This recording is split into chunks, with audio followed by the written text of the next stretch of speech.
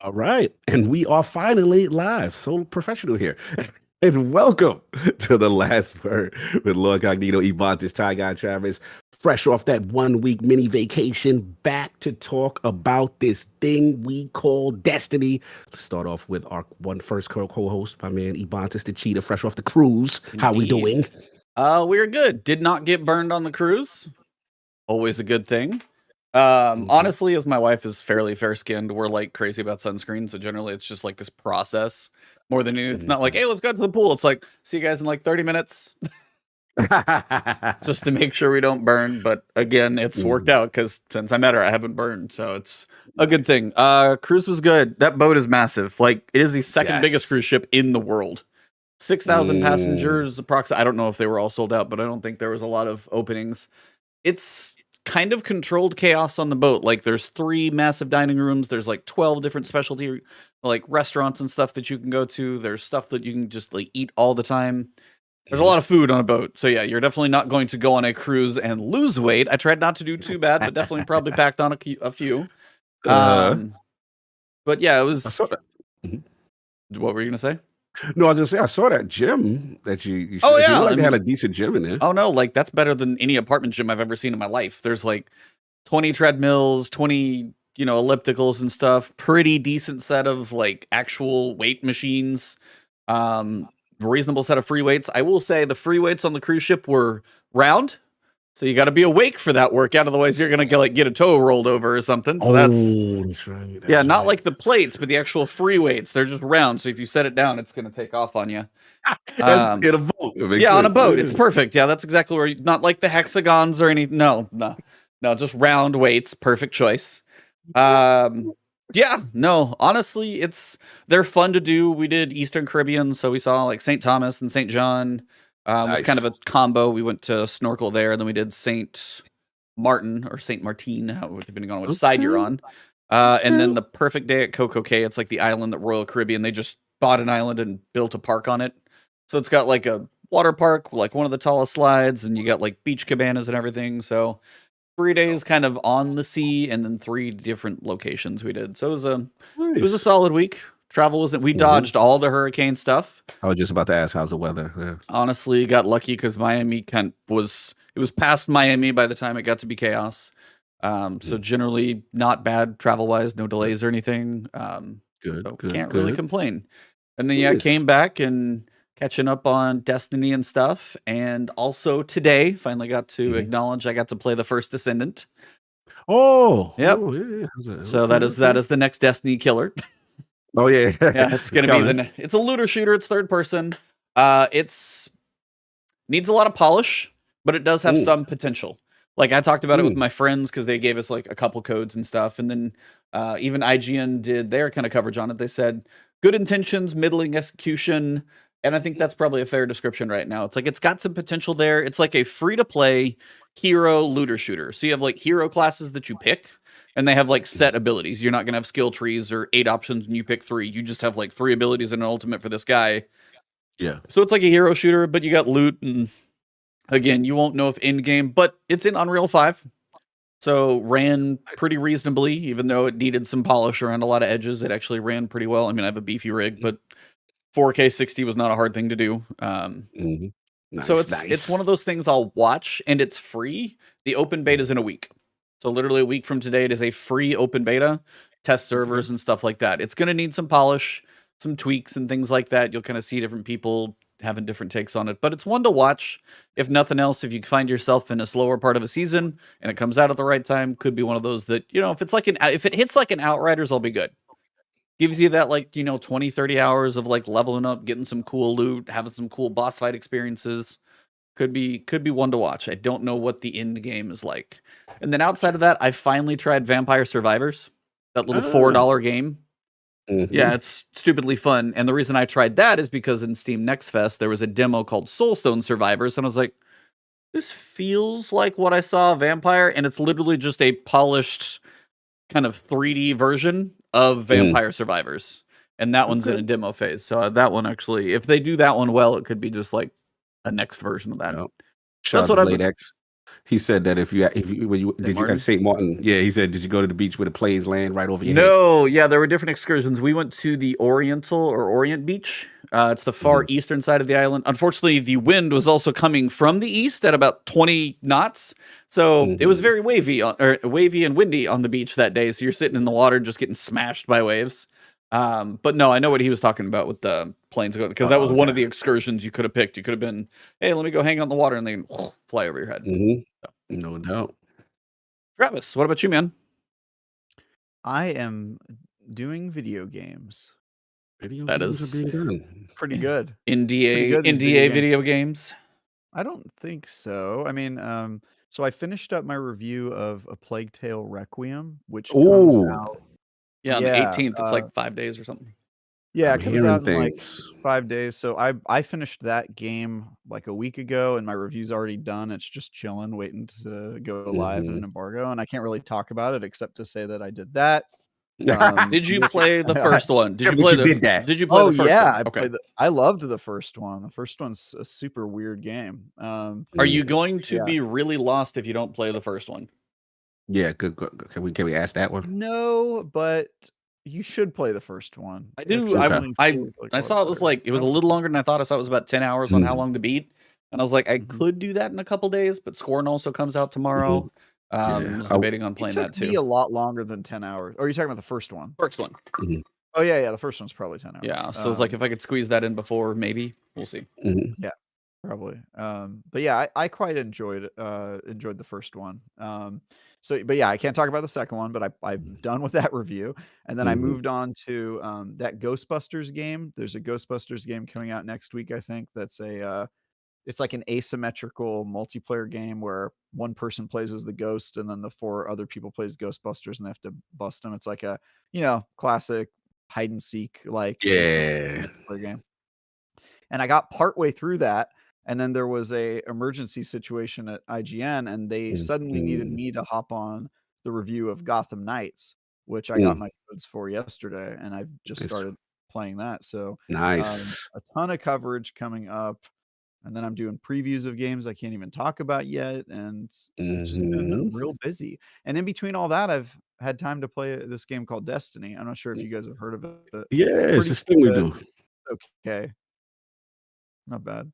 But yeah, it's just been super busy. I've not been on any boats or in any gyms. I've been playing video games. I've been in my room playing games. That's my life. How are you guys doing? Chilling, man. It's been busy as hell. I mean, for me, yeah, I have been playing a ton of Destiny when I can. I finally the gods, the RNGs of pulses have finally given me at least a smite of Moraine, so I'm happy about that. You know what I mean? On the raid front, but collective obligation is still not a thing. Rogue does not like me. I guess I slandered that raid too much, and they're just like, you ain't getting it. You ain't getting it. It was your favorite raid immediately. I should have said that, and then maybe the odds would have been in my favor. That's what I did, and I got it on like my 5th run. So got on the 5th. No doubt. So I got I don't remember how I did it, but yeah. It's a great gun. I want to mess around with that for Void 3.0. No, it's actually they buffed it though. It's really good. It's really good. I remember when I used it, it was just like the most complicated weapon to get to proc. You just had to make your entire build around to suppress around it. And now they've been like, that kind of seems stupid. So yeah, originally people felt like, wait, now they've made some changes to it. I saw a couple videos and people were like, yo, it's cracked now. Like you got to do this, that, and that. But anyway, enough about that. Just been doing that. I've been playing a lot of Grounded, doing some streams with the Lords, playing a ton of it. Absolutely love it. Oh my god, absolutely love it. It is so amazing. I've actually gone back to it in between the reviews I'm working on. I've like, we got a couple hours. Let's hop in and play some Grounded, and the stuff we're doing in our game is off the wall because we're done with the campaign, and like our power level is just crazy, and our access to we have like this tower that just goes up like miles into the sky, and it's just a platform for ziplining to everywhere on the Oh, map. that's It's fire. right in the Nice. center, so we can just zip line to any Oh, single that's area. dope. That's And then nice. they all have zip lines back on the lower level, so we just have this big tower in the middle. Oh, and you can that's just get everywhere dope. on the map in like a minute. It's so cool. Oh, that's So, cool. That's cool. I gotta figure out how do you get the zipline things going? I mean, I know it's probably a long process of It's things. really not. It's not. You get it early. You basically unlock it by spending your raw science points. Mhm. You buy the schematics to get it, and you get it pretty Okay, early so on. got And it. then all you need is you need weed stems, you need silk string, which Silk is string to from beat the out spiders. Okay, spiders. yeah. And then you build 2 anchors, one at Mhm. one place and one at the other, and you make sure one's taller than the other. And then Oh. you connect the line, you click Mhm. on it, it'll let you connect to any one, and then you just spend your silk string to connect them. To connect That's the it. oh, that's It's super fire. cool, yeah. So once you like that game has so many layers. Like at first you're like, okay, it's a cool survival game, and then you're like, Mhm. oh, this is a badass RPG, and then you go, oh, this is a badass survival game, and then all of a sudden you're just Yes. like foaming at the mouth, and you've spent like 30 Yes. hours in it, dude. It's so Oh, good. so good. It's so good. And it low-key moonlights as a horror game. Because at night, bro, it gets real, bro. When you It does get real. Man, I found a little. I gotta tell you this one story. It scared the hell out of me. I had ventured over to get one of them burgle chips, and I had my dew collector. I got my canteen. I'm ready to go. I ate because I'm playing with the normal survival mechanics with the food and the thing. So I go. Yeah, So I go over there. Yeah, I leave it. I leave it on. So the single player part, I will say the single player, the spikes are much higher for difficulty. It's really meant to be played with friends because I get to this part, it is a device, and I'm just like, yeah, God is. There's a device. Yeah, I was gonna say. I was just gonna say, I know, tell your story, but I'm gonna respond. Okay. But yeah. So there's a device that I get there, and it's like repair it or something. It looked like a little antenna. It's on the ground. So I'm sitting there, and this thing starts emitting, and like spiders, larvae, all this stuff starts coming to me, and I'm like, yo, and it's so out of control. They're not even worried about me. They try to stop that annoying noise, and then they gonna deal with me. So I'm like, yo, what am I supposed to do, little old me, with a red ant club? Like, how am I supposed to beat these guys? Get good, get an upgrade. Yeah, at that point, I felt okay. I needed help. But continue your story. Good. Yeah, so basically it is both a horror game and a super hard game early on. And Yes. then at some point you go full anime and the tables turn. Because now it's at the point where like I don't feel a need to play with other players. Like I'll just go out and I'll just like learning perfect parry is super important. Because like literally a spider will attack me and I'll just perfect parry it, stun it, and then just wail on it, and it's just dead in like 2 seconds. And I'm just so you can do that stuff. It's just that at the beginning you have to be really humble and like Yes, you got to understand run. it's like you're like, all right, I need to run sometimes. I need to be careful like how many things I fight at once and that sort of thing. But then by the end, you're just gonna be like massive, giant, club that just deals like a ton of damage Real and quick, 'cause does I like know. status effects on them, and then you pull out your Black Ox crossbow and you one shot like a larva, and then whoosh, just a total Okay, dude. badass. Okay. I'll pick your brain for some help. Geralt of Rivia by the end. Trust me, it's gonna be sweet. Okay. Yeah, I love it. But I've been taking up a lot of my time, play a little bit of Chivalry as well as that. But Destiny, that's this game that we do. And getting ready for some trips that I'm very excited for after this week too as well. So yeah, it's like a trip lot of stuff passport going on. renewed. Where are you headed? Yeah, I am going to Ireland for the first time. So check you out. Okay. I had both I had the red one yesterday, cherry, and then I had the frost one today before the gym. Which one of those two do you like better? I think the cherry is better. The cherry limeade is better. I will put I am torn between the cherry and the original for my top. I haven't had the original yet. The frostberry is decent. It's decent. not the same as the powder to me for the focus. It's got a different flavor. And I know some people are going to love it too because it's just got a different flavor. The cherry limeade was just like, yeah, I'm really torn between that. The lemonade is just like the OG's the lemonade. It's easy to drink, but the cherry limeade's like. Anyway, sorry. Going to Ireland. Nice. Yeah, man. There's a lot of meta stuff going on. Obviously, you saw they had the big connect and then a lot of that is one hell of an expensive headset. Holy crap. Yeah, a lot of commercial usage gonna be for that. Yeah, I was like, that's not for the home front. Yeah, that's definitely a commercial device. Make no Yeah. mistake about it. But I'm just happy about other things. Obviously, the Game Pass and the cloud integration was I was very happy. I'm running around saying, "But I made the deal happen." I was like, "No, I was just asking for feedback. I didn't make anything happen." But no, it's some cool stuff going on in the space, and I just like from a technology standpoint, I like some things they're doing. But got to do some travel. But enough about me. We got to talk about this game. We missed 2 weeks. What's going on with this game? What? Well, let's start with the story because honestly, that's probably one like we can kind of put a pin in Season of Plunder's first segment is the 8 weeks of the story. So last week was a lighter week. It felt like another kind of one of those crouton moments. Kind of the penultimate didn't have too much going on. We had the big reveal previously with Mithrax. We got a couple croutons. Then we got the finale this week. And spoiler alert, in case you haven't played, go play it real quick. It's not too long. 5, 4, 3, 2, 1. That's your warning. And then I log in this week, kind of curious what's going to go down. And Ido's going to try and be the valiant fallen person and go get the last reliquary. And then she seems to get into some struggles in the final lost sector. And we see more Lucent Hive, which is always nice to see them instead of champions. I'll take them every time. Absolutely. And then we finally get to the little ending, bust through the door. There's a little bit of a scream. Who knows what's happening? And guess who's there? We get another Aramis interaction. And then Mithrax just busts in. He's like, yo, what's up?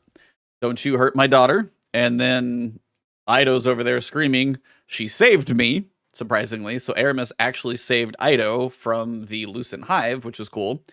They had a decent sword fight, but I will say, like, one of my comments, because I just put a video up over it, somebody's like, we totally could have had like a General Grievous fight. They have 4 arms and they each have 1 sword. Yeah. And you're like, why do we not have more? Come on, you got like limbs. I don't know how dexterous those limbs are, but you figure you could at least maybe have 2 each or something. But they went at it, pretty decent little cinematic, kind of cool to see those two go at it. We saw that in like the preview 8 weeks ago when we saw that was like, had to happen at some point. So finally did. Mithrax kind of gets the upper hand and has her down basically has both blades across her neck, and then Ido screams for him not to kill her, and then she gets away. And that's pretty much where the season wraps. We take the final reliquary, we put it in the helm, and there we are. Yeah, there we are.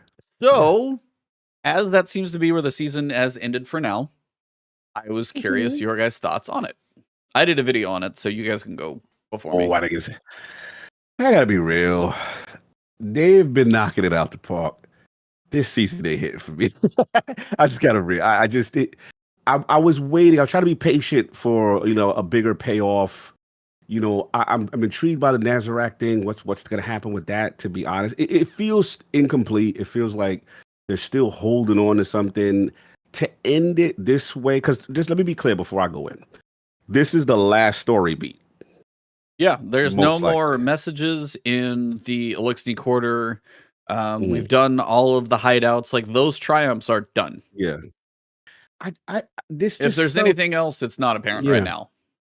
This just felt, I'll say displaced. I just didn't. None of this could have happened, and I would have been okay. Like, it doesn't feel like I don't see where it's contributing to anything. And even me selfishly, obviously I care about Osiris. I know that gets mentioned here and there about, what you call Mithrax is talking to Saint. I don't know. I just felt like this is unnecessary because Aramis, we get it. She's going to go and be with the darkness and commune with the darkness. I like Ido as a character. I think Ido's an interesting character. Yeah. And I get they're trying to make the whole, dad was evil. Dad back in the day, he used to do that thing. He used to murder them. I get that part. It's just for whatever reason, this season is not resonating. And this is one of the rare misses for me. And I'll be honest, it was very anticlimactic. And then it's just like, okay, you had Aramis dead to right, Mithrax. I get it. This is supposed to be your arc of redemption. You're not the bloodthirsty killer, but it doesn't make any sense. And you're going to let her go now. We know she's communing with the darkness. And it's just like, so again, that single action nullify why we did this whole thing to me. You know what I'm saying? So I get it. We got the Desert relics. I get that. I hope there is a seasonal event, or at the very last day before you transition into the next season, that shows me something of repercussion for why they, of them messing up. Because I just like, wow, that was it. Like all these weeks for this. Like, Yeah. and then leading up to this, it wasn't that great either. There was maybe that 1 week where we were like, oh, week 5 or something like yeah, that. and then we were like, and even that was in Travis's defense, even that was okay. You know what I'm saying? It wasn't like, oh, yo, we didn't have a moment this season. Like usually every past season, there's been a moment you go, oh, okay. Like this just didn't feel that way. But I'm done rambling. I am dying to hear Travis on this, because if I'm coming in bad, I don't know what he's feeling, because I'm dying to know what he got to say.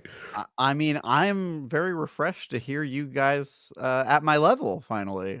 This is how I've been feeling for the past 2 seasons of just like kind of nothing stories. I'll put it this way. I finished the story this week and I went, okay, it's kind of another nothing week. And then I stopped. Sorry, I feel like I'm about to sneeze. Bless you. Bless you, Okay. bless you. You good? Sorry about that. Yeah, so I finished the story and I was like, all right, it was a kind of another nothing week. And then 15 minutes before we started recording this, you guys were like, all right, we got to talk about the finale. And I went, word? What?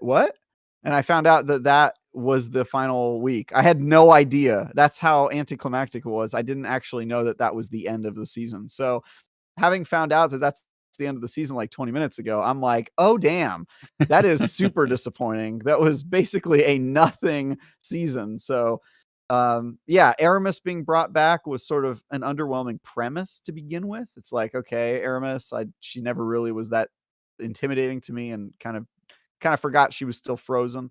So she's back. And then the whole thing with Ido, I feel like I didn't really care about the relationship that much. And the plot of Misrax being a bad guy, I was like, okay, we kind of already knew that. And then him deciding to spare Aramis seems like a very interesting heel turn that maybe wasn't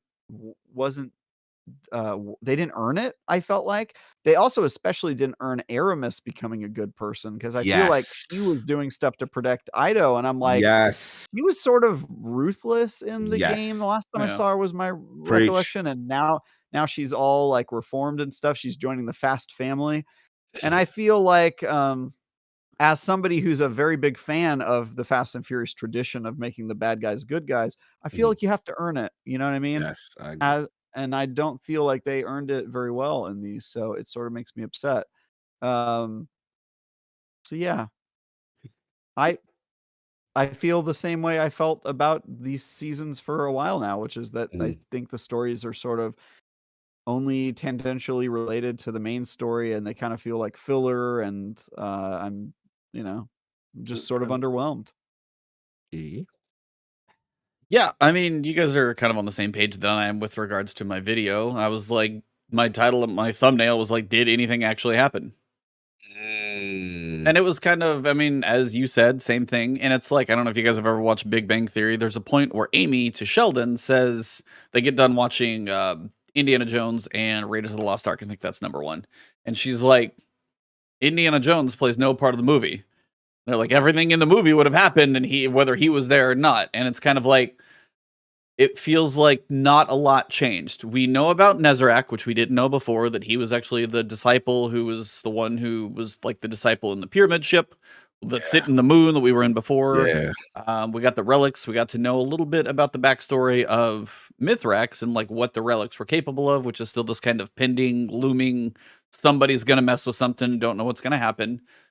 But I was trying to think back and think through the seasons, because this year seems to just be like moving pieces on a chessboard, not like taking pieces off a chessboard. Like they're not execution moves, they're just like planning pieces right now. It just seems setting everything up, because previously, like, I was like, okay, so we had Season of the Haunted. This was with Callus. Well, we know Callus is really going to be in Nightfall. We did all the emotional roller coaster that we had last season, which was cool to kind of see the stories and stuff that were there. But then like Callus just kind of like faded away and still seems like he's a threat, and now we know from Lightfall that obviously he's doing stuff out there. Mhm. And then we had Season of the Risen, where we got to experience that was a little more tied to the Lucent Hive, and we had Brackus Forge become, part of the Cabal War I like Council. that one. That was cool. It was short and sweet, and kind of. But again, it's just like we kind of got an idea what was going on with some of the Lucent Hive, but also Destiny anime fillers. Anime filler, it's kind of Maybe that's why they want to make anime. There you go. One episode of just like screaming and winding up or Kamehameha for 30 minutes before they actually We're let gonna it have go. a spa episode, hot springs. Yeah. Can't wait for that. Bathing. Yeah. Zavala and Caiatl in the baths. The royal baths. Yeah.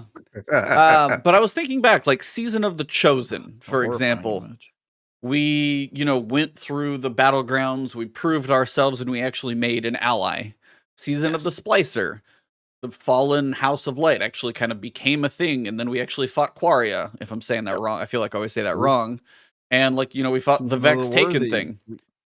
Season of the Worthy, we had a public event to do, but we also had the looming little pyramid ships moving along. Season of Arrivals, pyramid ships were here. Isn't Season of the Worthy the season we got Saint 14 back? I forget now. That was Season of Dawn. Season of Dawn, yeah, Season of Dawn. Dawn. We had the sundial event, and then we had the story. We got back in NPC. I felt like the beats were a bit stronger back. Yeah, Season of Dawn was fire. Yeah, and I think that's exactly what I was getting to is things, while they weren't specifically related to whether it was Beyond Light or Shadowkeep stories specifically, they were changing up stuff. We were getting new NPCs introduced into our world that are now an ally. We have an NPC that we brought back from time. We, now have a fallen alliance, and they're hanging out in the bottom of the last city and hanging out in the tower. Those things seem to do more gravity. The gravitas of those seasons had a little bit more weight to them. These last couple, not a lot has changed in the world, it feels like. And I don't know what 19 is going to do. I think it is the one. I think it's going to have to start delivering, though. 19's got to actually have some things that move forward. Not backtreading, not historic. 19's got to be all right, Osiris touches a Nezarec relic, gets this dream sequence, then we got to do this whole thing to go to Lightfall. What, something like that's that's what I was thinking. Got to push us forward, because if not, then it's just going to be no, Savathun, Lightfall, So yeah, go ahead. No, you're on fire, and this is the main issue. And shout out to the great, Tom Farmers when we had on, when he was explaining how the separation, right, as far as the self-contained aspects of the seasons versus the overall arching of the main narrative. And I think the vibe I'm getting, at least with this particular season, they've done better in other seasons, but this one, I do feel like they are constrained. They weren't able to do anything that actually affects the overall gravitas of the Destiny universe. So I feel like it's being restrictive now, because clearly whatever they got planned for Lightfall, whatever can happen now can't be too crazy to affect anything. Exactly. They can't do they can't do any, big chess moves. That's got to be a 19. Right. So this has got to be getting to know the Fallen again, getting to know the history, bringing back Aramis into the fold. I mean, and granted, if you think about it, you've got Savathun's got to get somehow risen again as a guardian, she's got. So Xivu Wrath is going to be a thing, towards final shape. Caiatl and Callus, that may get resolved in Lightfall. It might not. Who knows? Then you've got Aramis and Mithrax. You've got the Traveler and the Witness. You got the Light and the Dark. You got, I don't know if the Guardian, maybe it's the Traveler and the Pyramid, or however all those things are setting up to clash, which is possibly going to be large in final shape. But it just does seem like it's taken a little while to get there. And again, theoretically, final shape was supposed to be in February or whenever Lightfall gets here. It does. Lightfall was added to make final shape later. That was the way that was described. So I'm wondering now. I don't know. I'm curious to see where things go. They are they're stretching it a little thin, it feels like, right now in some of these in-between seasonal stories. And it's cool to read some of the lore and kind of experience some of this stuff, but you know, if you log in every week, sometimes I am just hoping for a little bit more. Maybe that's just asking much. I can't say like a $10 season, it's not worth $10 because yeah, there's easily $10 in this season. But on the other side, when you do want story beats to slightly move the story forward, I was like, you could go a little bit forward. It's very, as Travis said, like tangential side stories, backstories, history, dealing with emotions. Not a whole lot going forward, is I guess where I'm at. Yeah, Trav, he's about to say something.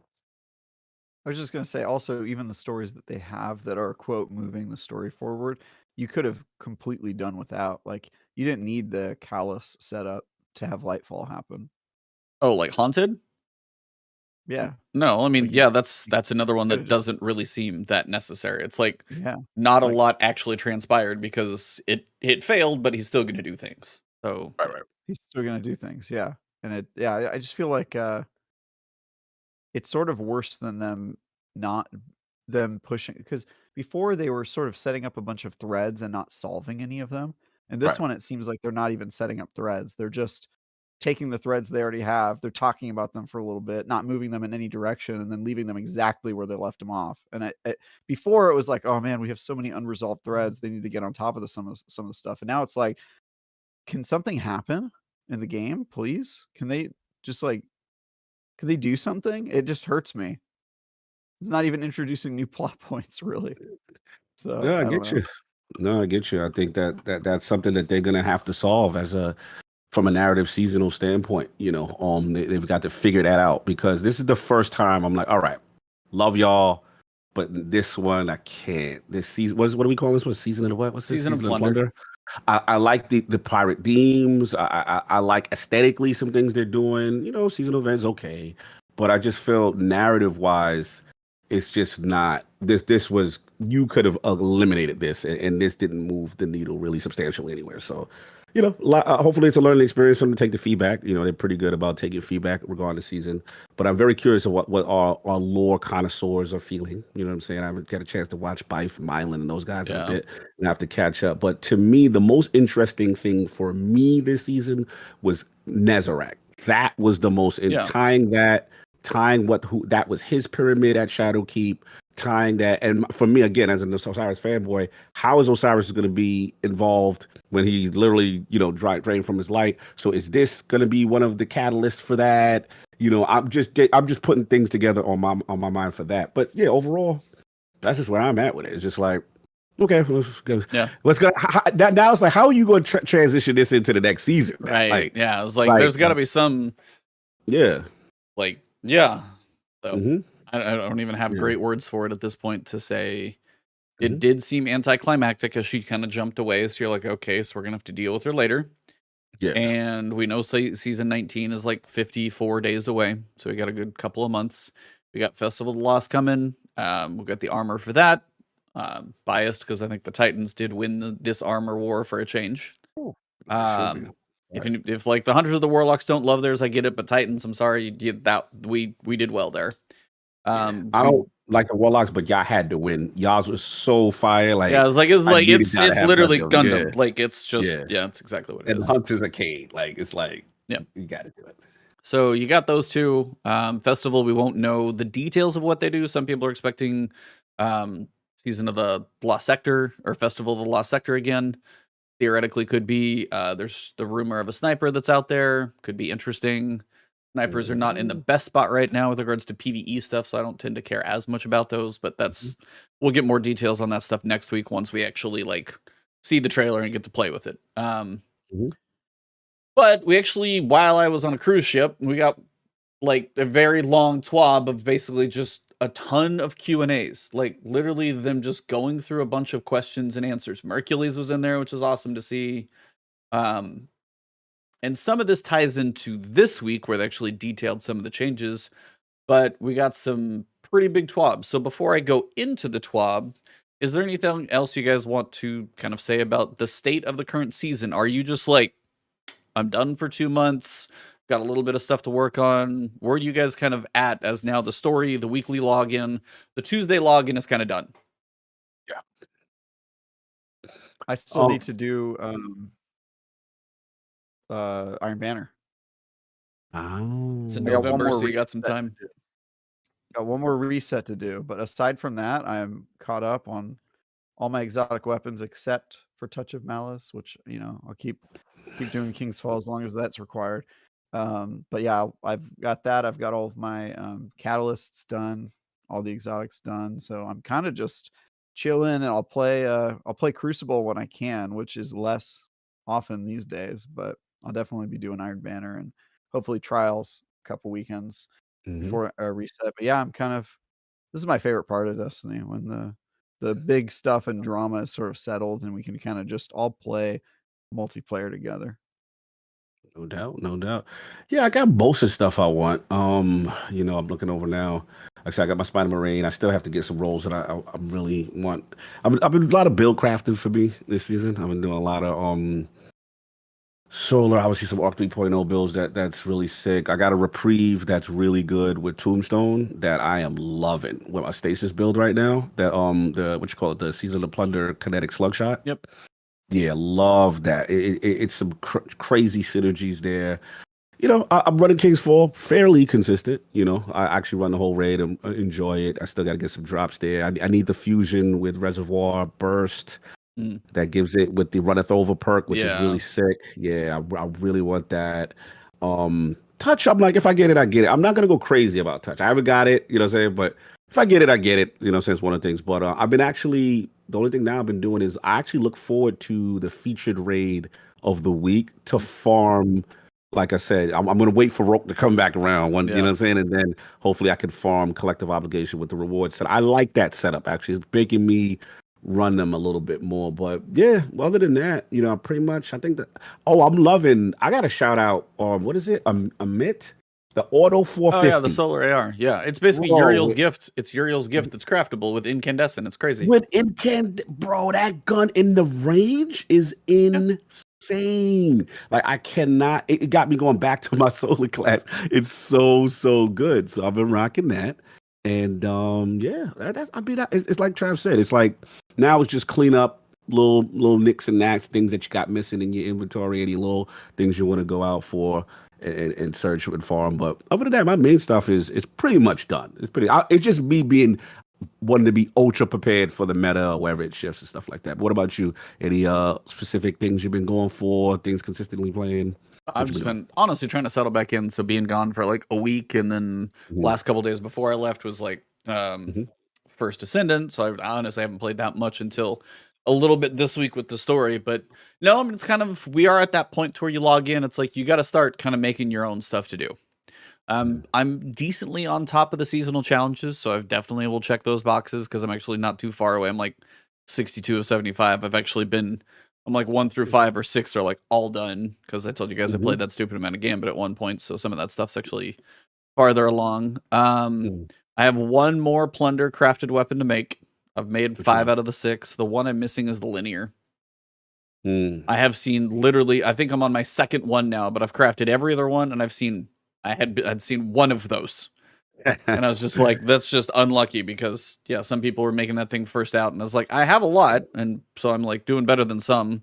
But yeah, going through some of those seasonal challenges this season, they definitely, they're pushing into a little bit more of the do master. So it's a little bit more efficient, but there's still no matchmaking. Or, you look at some of the challenges that you got to do and the whole triumphs thing. It's just this season's, when I look at it, while Catch Crash, you got a little variety. You got the 3 different rooms. You got 3 different bosses. You got 3 different locations for Expedition. Also, not too shabby there. It's relatively quick. But it's just like everything around it. I want to nitpick like literally everything. Oh, you got to do 50 ruffians, but then if you want to do that, you have to like sabotage your teammates by chunking the treasures like off the map just so it's enough time. I was in one the like Tuesday or Wednesday when I was playing, and some dude started chunking them. So I just did the same thing. I was like, hey, 2 out of the 3 of us, we're bound to see the champion actually spawn in here, and we got a couple, and I just feel bad for the dudes like, what are you guys doing? He's like wondering. So it's like, you got those issues. And then there's another triumph for our, triumph score collectors, 250 champions. And it's just like, some of those are just, and then there was another bug where, the Gerfalcon for the Hunters hasn't been active basically this entire season. Wow. I mean, that's like 8 weeks in, still like a known issue, literally in the TWAB this week, not like a date on it. There's no word on it. You've got, I saw Nina, and I sent this to you guys as well. Last Lady Legend, we had her on the podcast, like Ultra Raid Sherpa. Can't get into a GM right now just because she hasn't put the time in, literally, but she could do the thing if it was not on contest level 1585. Do it. Doubt. We don't know that for sure. Of course. Yeah, there's Travis. Gotta keep it real. I've never seen her do a Grandmaster match. But it's just, this is kind of what I'm leading to before we get to all the, the TWABs, because they're going to be a lot of bullet points. Mm-hmm. Do you think should we hope at all, or maybe do you think feedback is going to have enough time to get to them, that I'm seeing a lot of feedback that the seasonal model is getting, it's stale. Season pass is looking stale. And then also now you're seeing like consistent bugs, mind benders, like literally the adept shotgun not dropping with double perks as it should. Yeah. Which is what, some people are going to go farm the light blade grandmaster to get mind benders, do the hardest one to get one of the guns you've been waiting for. The perks on mind benders aren't that great, and it's bugged. Apparently the Hunter Exotic actually has a fixed plan for next week, so that's actually news. But again, it's still 9 weeks into a season. Not great, but you don't have it for half the season. Do you guys think we should even hope that Lightfall brings changes to this model? Or do you feel that we're all basically, because we're on a podcast and we do YouTube videos and we play it a lot, we're the minority and the 80% of the data tells Bungie you're doing just fine? Do you think we're going to see a change? Or should you just kind of get comfortable with what we got? To the seasonal model is your question? Not saying it's going to be like expansions, but do you think they'll switch anything up at all? Whether it's here's your 3, here's your 6, here's the war table, here's your weapons. You can almost build a season. You just may not know the narrative theme to it, but you can be here's your activity, here's your war table, here's your craftables, and then here's some triumphs. We almost all of us can build a season now without even looking at it because we've done it 12 times now or however many. Yeah. Right. I think they may make small incremental changes, but I think you're correct in your assertion that we are 1%ers of Destiny, and we're probably so close to it that we have all these complaints that most people don't even care about, and that Bungie probably isn't thinking of. But yeah, I think they're in the flow. These are the two teams they've got. The rotation's working. And then, every once in a while they get a season that people praise, even when it's mediocre, like the last season. So I would say that they probably are getting enough out of it to where they don't have a ton of incentive to change it, even for the 1% like us that play a lot of this game. Yeah, I don't know. They'll probably make small incremental tweaks, but nothing big. I don't think so. Yeah, I'm kind of in agreement there. I don't think. To me, I remember when we went to that GCX. That first time, GCX first, first GCX, and we were part of that seminar when they first announced they were shifting. That was when Deej was still there. They first announced they were shifting to a seasonal content model, and the reason they gave behind that, and how the expansion model was just too stressful and taxful on the teams. And I think I'm in agreement. I think they're kind of there. This is how they want to run Destiny and have the seasonal content between. But yeah, obviously they'll take the data, take the feedback. They'll try to make some adjustments. They kind of alluded to some already, where they were certain things are gonna stay in the game as opposed to being removed out. With that model. But yeah, it needs some work. It needs some work. I mean, there's no question about it. And then the other part is to your point, E, which is who are these changes for, right? And then they may assess it and say, hey, this is really just for this small percentage of Destiny players. But when we look at our other telemetry, we look at all the other things, we're doing great, or we have all this great engagement. So I still hope they make some changes, to it. My main thing is I'm at the narrative impact stage for me. I don't mind tuning in next week when tune in next week actually is intriguing and engaging, right? You know what I'm saying? But when tune in next week is literally to time gate, and then I read a sentence, I ain't gonna lie. The sentence that bothers me is, Mithrax and Edo are taking a look at the data that you gave them.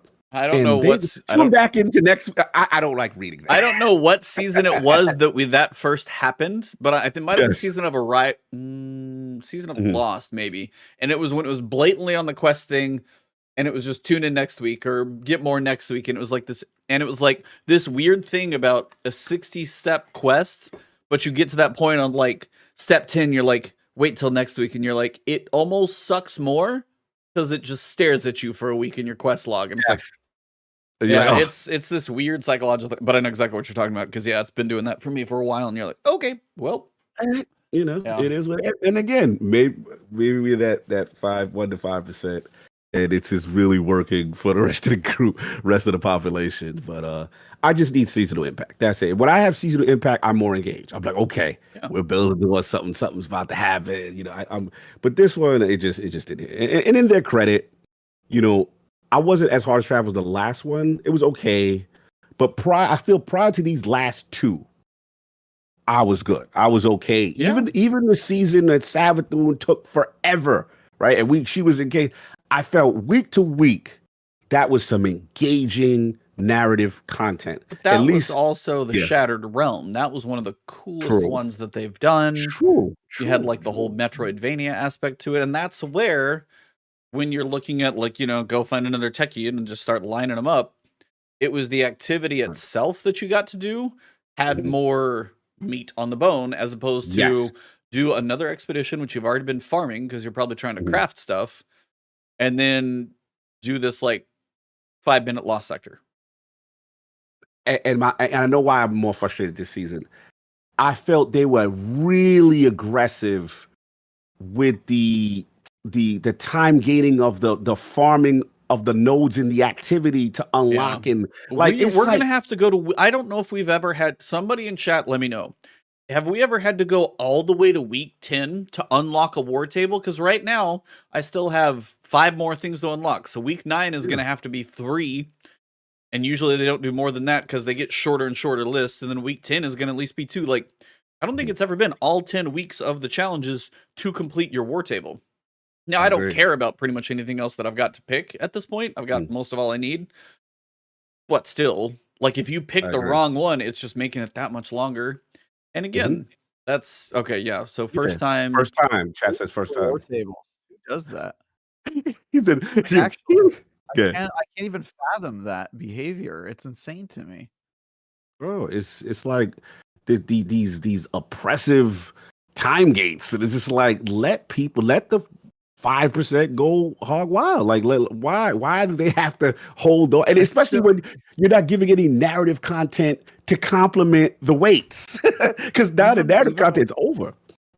Even without the time gates, it's still insane that you would play that much of those activities though. These are boring activities. They are not fun. I don't mind the catch. Destiny players are just modern day Sisyphus, aren't they? That's just what it is. Just every season. Crazy. I don't mind the activities. I really don't. For me, it's more about. Actually, I didn't mind the master activity. I thought that was actually challenging and fun. Can we get some matchmaking, please? That's just where I'm at with it. Yeah, I mean, at this point, okay. So I was wondering, since I stared at matchmaking for a second, I was like, if you took off locked loadouts and extinguish, you could probably leave every other modifier on there. So that way, if you all die, you don't go back to orbit. So you can at least wouldn't have the fail state for a seasonal activity. Nightfall, do what you're going to do or whatever. And then locked loadout. So if you go in and you're like, man, we are having struggles with X type of champion, I could at least switch it. Somebody could. So then you could start having. If you take those 2 off, you could probably leave every other modifier. And most people could probably matchmake in, and enough people would figure it out, I think. Because I do think the LFG in-game is still probably a year away, because they said it was coming around the time in the next free raid. What's up, Aries? What's up, Aries? Shout out to Buddha. He said, as he said for years, stop seasons and just drop a big DLC and let us play other stuff between drops. I feel they themselves have said the seasonal model, I mean the expansion model is over. They said they just can't sustain it. So that, according to Bungie, is not something that they are interested in. They're already doing that. They do the expansion model. Once a year, they drop an expansion. Now they just also do seasons. Right, in conjunction with it. And somebody said it too as well. They're like, craft a weapon to level 20. I think this is where I don't mind crafting. Like, I know Tassie's had some issues. Some people are loving crafting, some people are hating it. But I think right now what is making the crafting feel bad for some people is the way it's forcing it into like seasonal challenges. Like it was either this week or last week, it was get 3 crafted weapons up to level 10. Mm-hmm. Depending on how much you play in a season, there's people who I know play a lot and still don't have that many weapons unlocked because you're unlucky on red borders. And then you're going to tie that to a seasonal challenge, which is time limited. Wow. Yeah, it's a seasonal challenge for the chunk of experience. And that's one of those. One of the last ones, people have data mined and said, then you got to get 2 of them to level 20. I mean, that's not a big deal if you get 3, but the idea is they're putting a whole bunch of RNG to triumphs at that point, and the red borders, for a while, like halfway through the season, we haven't had a guaranteed way to get them at all. There was no login each week, and you could at least craft 1. Do a master catch craft was broken for like 8 weeks. So it's halfway through the season, and these things. So it's a combination of a lot of things that make the season feel probably worse than it does. But also, yeah, as you said, the story didn't quite have the meat on the bone. The seasonal activity was fine. It got repetitive, but it's also because you're doing that stuff again. We didn't have like a sever, but, you know, Nightmare Containment was okay. This one seems like, while the couple activities, I'm with you, Cog, I think they were okay. Yeah, I don't mind the activity. I actually, I was like, I don't mind doing them, but it's just, I think the fact that there's a lot of little things around this season that are just like, it's like you're grading somebody's paper and I'm just docking points like constantly. And I think that's just leaving me with a bad taste in my mouth for a season. And then you get an anticlimactic finish and I'm like, okay. And then you're 2 months away from the next season. And it's just like, it is going to be a little break time, probably. I still got to make content, so I got to get creative, but that's a whole different journey in itself. So please watch the videos that I do put out. Yeah, please do. Anyway. You do put out? Just for my wife, but thanks. Woo! None for you, Travis. None for you. None for you. I know what I'm going to be for Halloween. I can't. I don't even know where you're going with it. Spicy campfire. Anyway, they did a small touch on account bans. That was a joke for the audience, where I, for Halloween, create an elaborate costume. You know, it's a really good joke when you have to explain it in detail too. Oh, God, like Mrs. Doubtfire, except for Mrs. Ebontis, and then E has sex with me. I'm done. So we're about an hour into the show. Yeah, everybody's like, we know, we are fully aware. Let me just drag this ridiculous. I wanted to explain it though. I wanted to really get to the crux of the issue. Yeah, clearly. Messy campfire, you gotta love it. Yep. Campfire after dark. All right, so last week's TWAB, they did touch on account bans. There were some that were incorrectly banned and then fixed, but they're still working on, you know, account detection and anti-cheat and all that stuff. I'm not going to go into the details, but I was banned for like 15 minutes, one weird reset or whatever, and then it was fixed. So they're having a little bit of issues with something getting flagged that wasn't. Should be good. Anyway, so general questions. Basically, they went through a whole bunch of community questions that have probably been asked to them at all, and they just started rapid fire in these things last week. I'm just sitting there scrolling through, and it was long, so I'm going to try and hit these as quick as I can. Yeah. When the full auto setting arrives for all weapons, are you still going to keep the full auto trigger system as an option? Yes, there are no plans to remove it. Just depending on how you like the weapon, it's still going to be there. With full auto being a thing, what are they going to do to some of the exotics? Traveler's Chosen is going to get surplus, and as that thing basically refills your abilities. I know, like, True Vanguard is pumped. He made a whole video about that thing. Vigilance, so good. Vigilance Wing is going to have Ensemble, which I don't love, but I know you're meant to kind of be the last one alive, so you're playing with teammates. I'm like, okay, but I think it got the shaft there, because I see Ensemble, and I tend to just not care. What's Ensemble even do again? I forget. It's if you're with around people, you get like faster reload or something. It's when you're around people. It's one of those like a group perk. I get it. It's the yin to the yang of done with the other aspect. When you No time to explain is getting feeding frenzy. I'm like, okay, sure, that just got better. Like, I mean, the other two one gets surplus when it refills your abilities. Cool. One gets feeding frenzy, so if you get kills with a pulse rifle, then you get a faster reload. One gets ensemble. Just doesn't feel like it's quite on the same level. Divinity. Best perk in the game. One quiet moment. One quiet moment. You know, it's funny, I've never tested Such a useful perk. My God. Increased Bias. reload speed when you're not in combat. Ooh. Ooh. Oh yeah. They did actually mention. So good. I think they're reworking That's that the one. meta. That's the meta for sure. Nah, in combat is the meta. Yeah. So, bro, we joked about, and there was this whole Twitter thing before I went on vacation, and sure enough, they had been thinking about it and testing it. Otherwise, Divinity, it's weak. Not much is changing, but the weaken effect is going from 30% to 15%. What do you guys think? I got feelings. Are your feelings hurt? I'm a little hurt. Repeat it one more time. Divinity's weaken effect is going from 30% to 15%. It's the only change they're making. Feelings. Wow.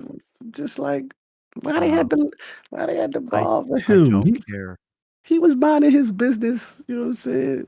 And that damn, I'm just joking. What's your man name? Salty Greppo? Yeah. Salty Greppo, damn it! You popular streamers, damn it! This is what you did to my baby. You know what I'm saying? Look, I still didn't think it's oppressive, you know, but I don't know. I'm not gonna lie, like I ain't gonna sugarcoat. I ain't feeling it.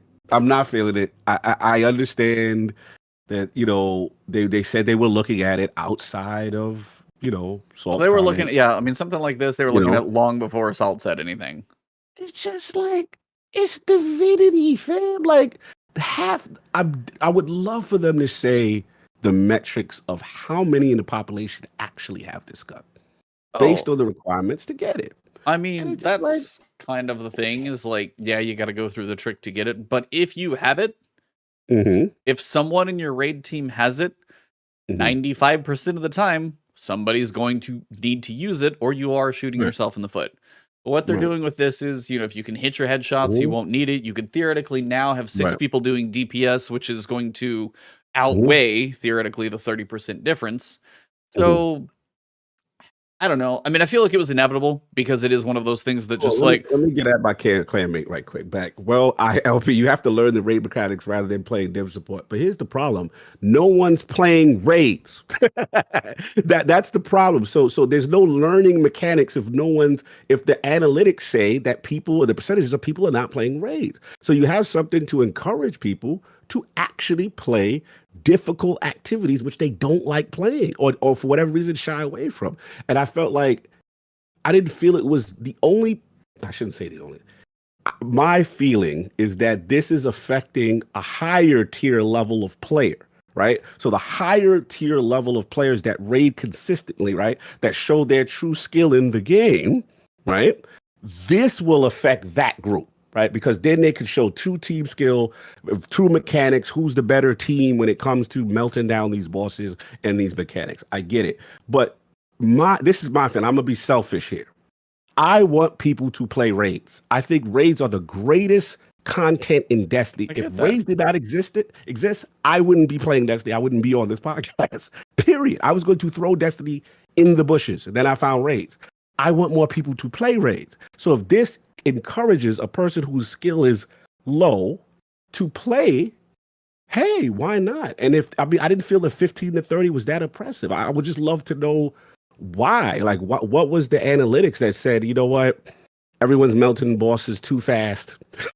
Okay, but picture this from Bungie's side. My turn to go play corporate. Yeah, corporate E. Picture this from their side is like they're building an encounter. They have to take into effect that you can keep a 30% debuff on a boss for every damage phase the entire time. So what does that do to health pools? That makes them bigger, that limits your options. It does all of those things. So if you can take this out of it, and again, I don't know if this is going to change anything in the game. If they do this and they had built things around it, hopefully they can adjust some health meters otherwise. But if this allows them to build different encounters in the future or change health bars so you have a little bit more variety, they mentioned machine guns actually in this week. If this gets away from one person being stuck, and you also mentioned like you want people to raid, but do you want them to learn the mechanics, or do you want to say you hold divinity and just point the laser beam? But here's the problem: they're not. How can they learn the mechanics if they're not playing? They're too intimidated to play. I get that, but why divinity is separate from that's a whole different discussion. Yeah. Getting people to raid. I don't think those aren't connected. I don't think there's ever been a person who's like, man, I really want to raid, but if only there was some weapon that helped me do 30% more DPS, that would really help. Saying, based on my experience, when there's new players, they say, "Hey, do you have divinity?" That seems to be the question. Do you have divinity? And people are like, "Oh, what's that?" If you get that, then you can come back in here and you can help out because the rest of your loadout is not conducive to everything else. Okay, so then you're asking a new. Yeah, what you're saying is that divinity makes people less likely to play raids, and that removing it might make, because that's like the Gallarhorn thing, right? You can't raid unless you have the Gallarhorn. Get out of here. And so getting rid of those barriers of entry means that people are going to be more likely to play because groups will accept them without having that tool set. I don't think it's to the point where it's at Gallarhorn level. I just feel it's at the point where it's like, hey, this can help. You know what I'm saying? And if that helps, my feeling is why not limit the ammo economy of the gun if you feel that it's the concentration of 30% is too long on the boss. So just limit it that way. I just didn't feel like the damage. Are you gonna give it like 20 bullets? It's a linear view. It's a trace rifle. They have like 600 bullets. You could still affect the reserves. We could still do that. It's not like you can't. Again, I didn't feel it was this oppressive. I didn't feel like it was so out of control that something had to be done. But literally, like you just described, part of the issue is that like, hey, you got new players. Do you have divinity? This new player is probably never run a raid, much less don't know what it is. And you're asking him, do you have a gun so we can do DPS and you can just point out and you can just like do this thing. It takes the raid experience out of it for that person if you're just like, you're divinity, bitch. Like, that's that person's role. If you're just like, as opposed to, okay, now you got to figure out where the crit spot is on this guy or how to do DPS or be part of the encounter. It takes it out of it for them if you're just like, hold the laser beam and we'll shoot the thing. But to get that, they have to go through a different raid. They have to find another group. They have to do a whole different set of puzzles and quests. And if they just want to go jump into a raid, that shouldn't be a requirement. So if it levels the playing field more, if the 15% is what they decided levels the playing field, and now if you just go and 6 people who do DPS are about the same as, 5 people in one divinity, then the 6 people are going to be able to have a little more flexibility in how they play. We're talking leveling the playing field for an activity that does not have people participating. I get it, but divinity does not help people participate. It encourages it. I agree. It encourages if you tell it. How do you know? What's your data that says it doesn't? Why do you say it does? What's your data that says it does? I can go by my anecdotal data for the people I raid with and for the people that's in my clan. That's not data. That's anecdotal. That's anecdotal.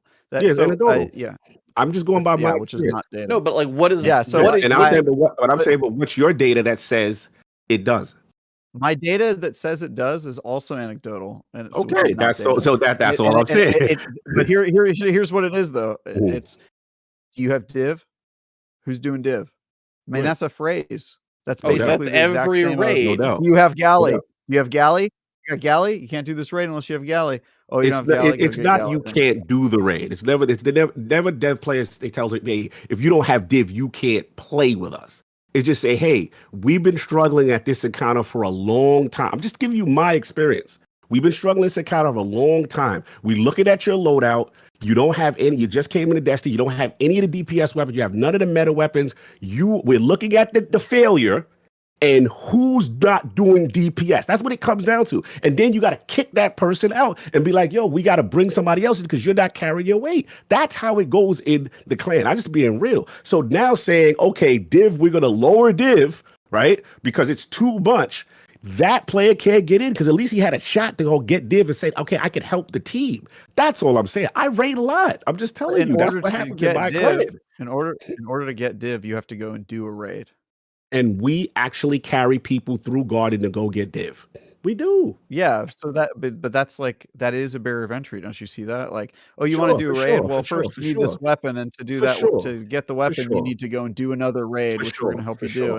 And it seems like here's my opinion on it. I don't really care. Like, raids, in my opinion, aren't really hard. Destiny's not hard. There's other things that debuff, and some of them are way underutilized, and so this is an opportunity for some of them to get some time in the sun. Uh, you know, I get why they want to stay away from there being the do you have blank in the meta. I get that 100%. And div is obviously like a crutch that a lot of people rely on to do it. Do I think raids need to be longer? No. Do I think like we want more phases in this in raids? Like no. So I have I have concerns about it, but I just don't feel really strongly either way. It's their game.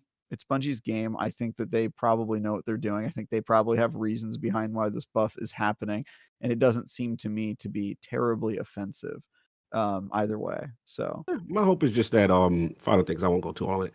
I just hope that the other options, they really, whether it be intrinsically with subclasses, I know tether and stuff like that, just make some other options as well for newer players that want to raid to be able to contribute, because there's going to be every season guys that don't have the taipan with the joint. You know what I'm saying? There's gonna be guys that don't have the good build, that don't even have any of the fragments and all the stuff that we're using.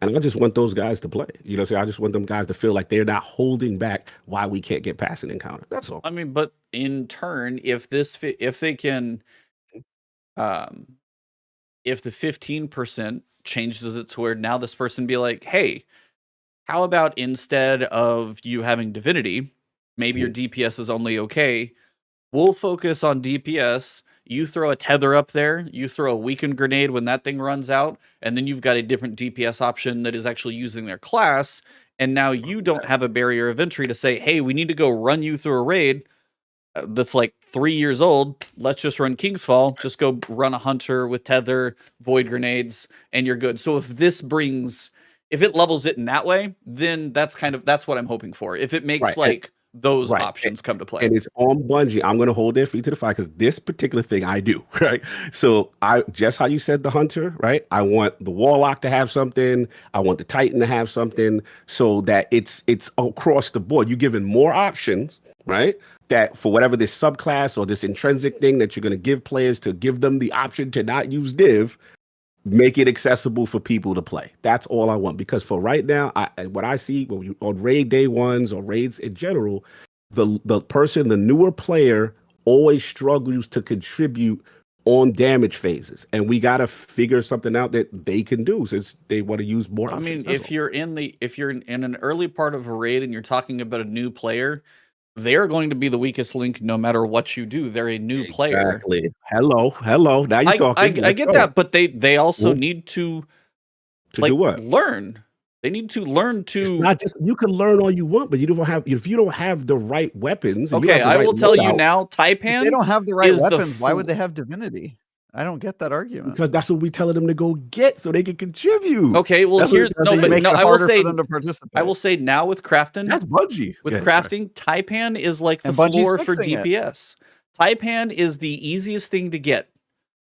Everybody has it. It's a free quest, and you can go get one of the damn near top DPS weapons. So now it's just point it in the right direction. If you can't figure that out, that's on your thumbs. But let's be honest, Taipan is not impossible. That just came out. I get so that. For every raid prior to that, what you was going to tell the dude, go get Taipan? No, but I'm just saying, look, we're not talking about every raid prior. You're being a little elitist now that Bungie changed the rules. No, but I'm saying, the thing is, Taipan came out, and then after Taipan came out, now they're nerfing Divinity. They did it in the proper order. If it was switched, then you could have some problems. But Taipan's a floor for DPS. Everybody can get it, free weapon, easy to craft. Go do it. Spend some time, however you do it. And then they do the Divinity thing to bring it down. If it was switched and you're now you're taking away the Divinity, but not everybody has good DPS weapons, that would be different. So. You said Taipan is impossible to get. No, it's not. DG is stupid. He was being sarcastic. No wonder you lost the cap competition with that attitude. Anyway, that's good. I need more options. That's all. Just Bungie. Just please give some more options. And again, that's Yeah. Trap finished. I was gonna say all the competitions DJ Oros has won have the word participation on the trophy. Oh, damn. So, but yeah, I think Bungie obviously made the rules. They made Divinity hard to get, and then made the meta naturally made it a requirement for raids. But they also fixed that problem just now. So I think blaming them and being like, oh well, they made it inaccessible. That's what they're trying to address. I have no idea for sure. Maybe they're just trying to get other debuff stuff used, since the hunter bow class is basically useless, and there's a lot of debuff stuff that people just don't use anymore. I don't know, but I don't think this is that big of a deal. I really don't. We were debuffing stuff before Divinity. We'll be debuffing stuff afterwards. Remember when I was a Titan and I never used my super and I just shoulder charge things to get that debuff on them? I used to bash people. Yeah. That was classic. So we've all got our debuffs. We're gonna be okay, guys. Let's move on. Let's see comments on kinetic weapons and PvE. We're looking at for the home. Sorry. Anyway, messy. Moving on. Dude. Comments on kinetic weapons and PvE. We're looking at kinetic damage as opposed to slot. Changes sometime post Nightfall to make this more interesting aspect of how weapons feel. I guess they feel kinetics are just kind of weak at the moment. I guess everything else has a purpose, whether it be now incandescent and volt shot and repulsor brace, and then you've got headstone with stasis and kinetics over there. Like, I just shoot stuff. Yeah. So it's like maybe that's what they're doing. What about adept raid weapon viability? As it stands, crafted base raid weapons are flat out better. Huh? We all said that. Yeah. Oh, what said that? Wait, can you repeat that? Yeah. No, I mean we've all said it. So it's like we're not happy with the current state, and have changes coming in Nightfall that give new Nightfall raid adept weapons access to enhanced perks, but it's not going to be in full freeform crafting. It's a little complex, so they'll tell us more about that in the future. I think we can all agree that that's probably a good thing.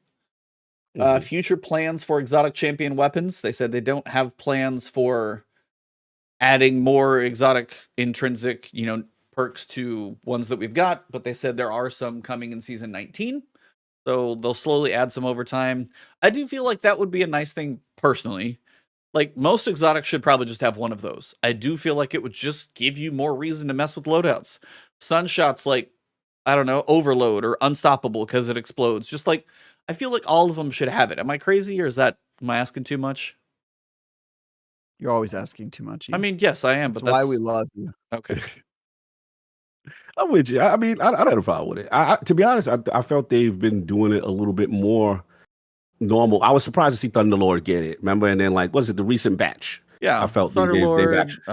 Like, I mean, Wishender got new life with its tweaks, and then now it's anti-barrier. It's actually pretty damn good. But it's like there's still, I mean, Graviton Lance is just going to sit on a shelf as a pulse rifle. But what if that thing was like a permanent, whatever? I feel like more, and they're also tweaking 26 weapons next season. Right. So there's a lot of exotics getting some reworks, but sadly, as champions are still so heavily involved, you limit your choices depending on certain situations. So it just would be nice. Kingsfall weapons have unorthodox perk pools. I mean, if you go look at Smite Marines perk pools, they're all fantastic. And they said they're kind of flirting with how strong they want weapons to be. I like that, though. Honestly, you're going to have a raid, give me good loot. So, I mean, if it is this, it doesn't need to be like, here is all 20 amazing perks at the same time. But, I feel like right now they're kind of dancing with a good zone for raid loot. It's good, but you got to go through a raid to do it. And then if you don't get lucky, then you got to craft it. Takes a while to get there. I feel like they're in an okay place. I mean, Smite's got some damn good perks, but it takes work to get it. My feeling with I feel they're actually in a good place with raid origin perks. I've been really liking like Runneth Over. Then Deepstone had the reconstruction kind of stuff, and I feel like the pools are fine for the most part. I don't have too much issue with the actual loot pool, but I'm curious to see that they mention it, right? So like, they want to fine tune it. It seems. Yeah, I feel like they're kind of like, hey, these are fire, and they probably won't be any more fire, maybe less fire. So who knows? Does Outbreak Perfected truly have persistence? This is one of these like random things. No. It just has 90 recoil direction, so in its archetype, it just feels very good. The Cold Denial that Xur sold with an accuracy masterwork, doesn't do a damn thing. Some of those like Xur weapons that have the wrong masterwork is just a bug. Do stability perks such as rapid hit affect the perfect draw on bow? Yes. And some of these are just like technical questions that some people are like, does this do something? Am I crazy? And that's some of the stuff they answered in this one. I bet you Teddy was in heaven. He lives for this stuff. He does. He does. Yeah, probably answers. He has like, I had this notebook full of scribbles like a serial killer, and I finally get to check off some boxes. Diary. Yeah, his diary is not personal events; it's his questions about how Destiny works. They did say the subclass 3.0 like verbs open up a huge amount of design space for weapons. So, like the stuff like incandescent, chill clip, headstone, repulsor brace, like stuff tied into weapons gives them actually more flexibility. So hopefully we'll see some more interesting combinations with that. They said, why is it only a subset of exotic weapons tie into subclass 3.0? They said, we're not planning to tie every exotic into subclass 3.0 verbs, but over time we'll add functionality to several of them, starting with those that are strongly themed around damage types. We're currently looking at seasons 20 and 21 for this pass. So I don't know. I know they mentioned somewhere, I've heard that they're touching on like 26 weapons. Maybe it's later in this thing. Nice. They literally cover the formula, what it's like to get extra perks when you do like ritual. Like I've run the strike playlist a gazillion times and I'm on like prestige 4. Yeah, that's what it takes to get up to your, bonus columns. They kind of covered those. Oh, here it is. We said we're touching 20 exotics, both buffs and nerfs, but the extent of that varies quite a bit, from substantial rework like Lord of Wolves, which we actually get coming, to a small but impactful change like Legend of Acreus.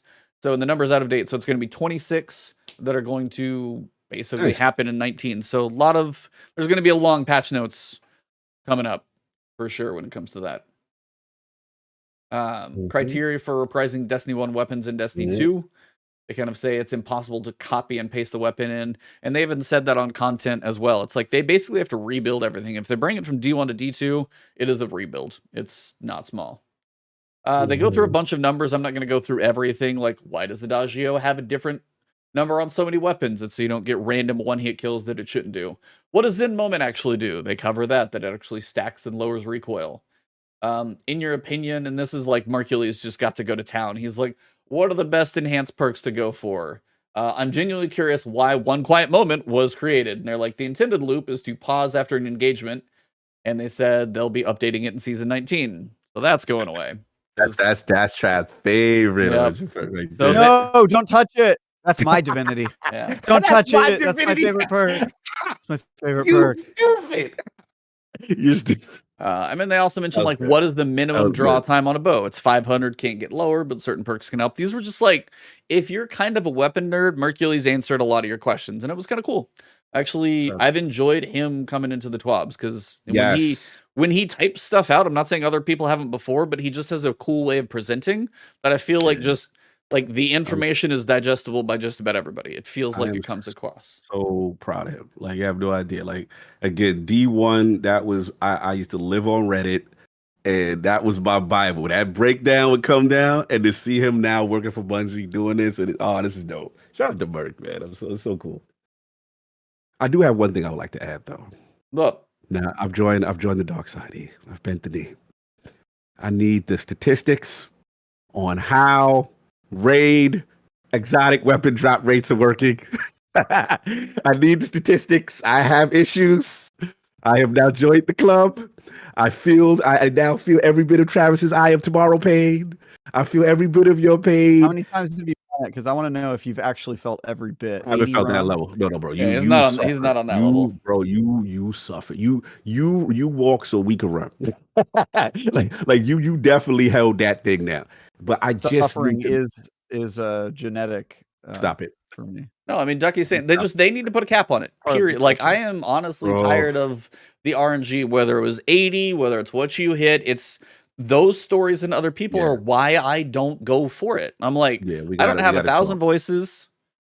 I'm trying to think what else. I'm missing one other one, I think, too. You got touch? You got touch yet? Nope, I don't have touch. I didn't even get to raid like the last couple weeks. Collective obligation? I got lucky on that one. We raided enough with Val. I do have collective. So I'm missing. I got divinity. What am I missing? What's the exotic from Deepstone Eyes? Crypt? Oh, are eyes. small. Yeah, I don't have eyes and I don't have 1,000 voices. I'm missing those. But I haven't farmed for him after Travis's War Story. I'm like, hell no. Yeah, So it's yeah, just you like, put a cap. If you tell me it's like, you got a chance, it gets closer and closer, and then up to 20, done. Like, Yeah. put a wall on that thing. I'm just tired of it being RNG. It should not be that way. When you have a quest for some, and then like, nah, Yeah. Again, all I'm asking is what is the algorithm? I just want down transparency. I mean, most people would assume it's probably broken. It's probably like it's a D20 roll, but it's the same D20 roll every time you run, unless you get a 20, Right. you don't. So it's got to be a nat 20. Yeah, that's all. Just tell me what it is so I know what I'm dealing with and Yeah. if the system is working as intended, because I'm not sure it is. That's People my have thing. been asking that stuff for years. Welcome to our side of the party. Yeah. Exactly, because they did say, remember, it was supposed to be a percentage every time. I need the numbers, bro. If you're up in the 50s and 60s, yeah, that ain't working. Sorry. Yeah, facts. Let's see. They go through some other questions. I don't think there's anything too crazy in here. Like what does dynamic sway reduction actually do? Do aggressive frames and high caliber rounds have baked in? Like it's a lot. TwitchCon just happened. I feel sorry for the lady who broke her back at TwitchCon. Correct. I'm sorry for the sponsor because I'm not going to mention it because they're a large company of that and Twitch because that's definitely going to have some issues. I don't know how that lawsuit's going to go down, but I'm sure one's going to happen. Anyway, this week, Festival of the Lost. We won't know until Tuesday. Armor. I'm a Titan, so I'm good. We also had National Coming Out Day. On October 11th, National Coming Out Day, a day of awareness, education, and solidarity for the LGBTQIA plus community. And also... Where are they coming out of?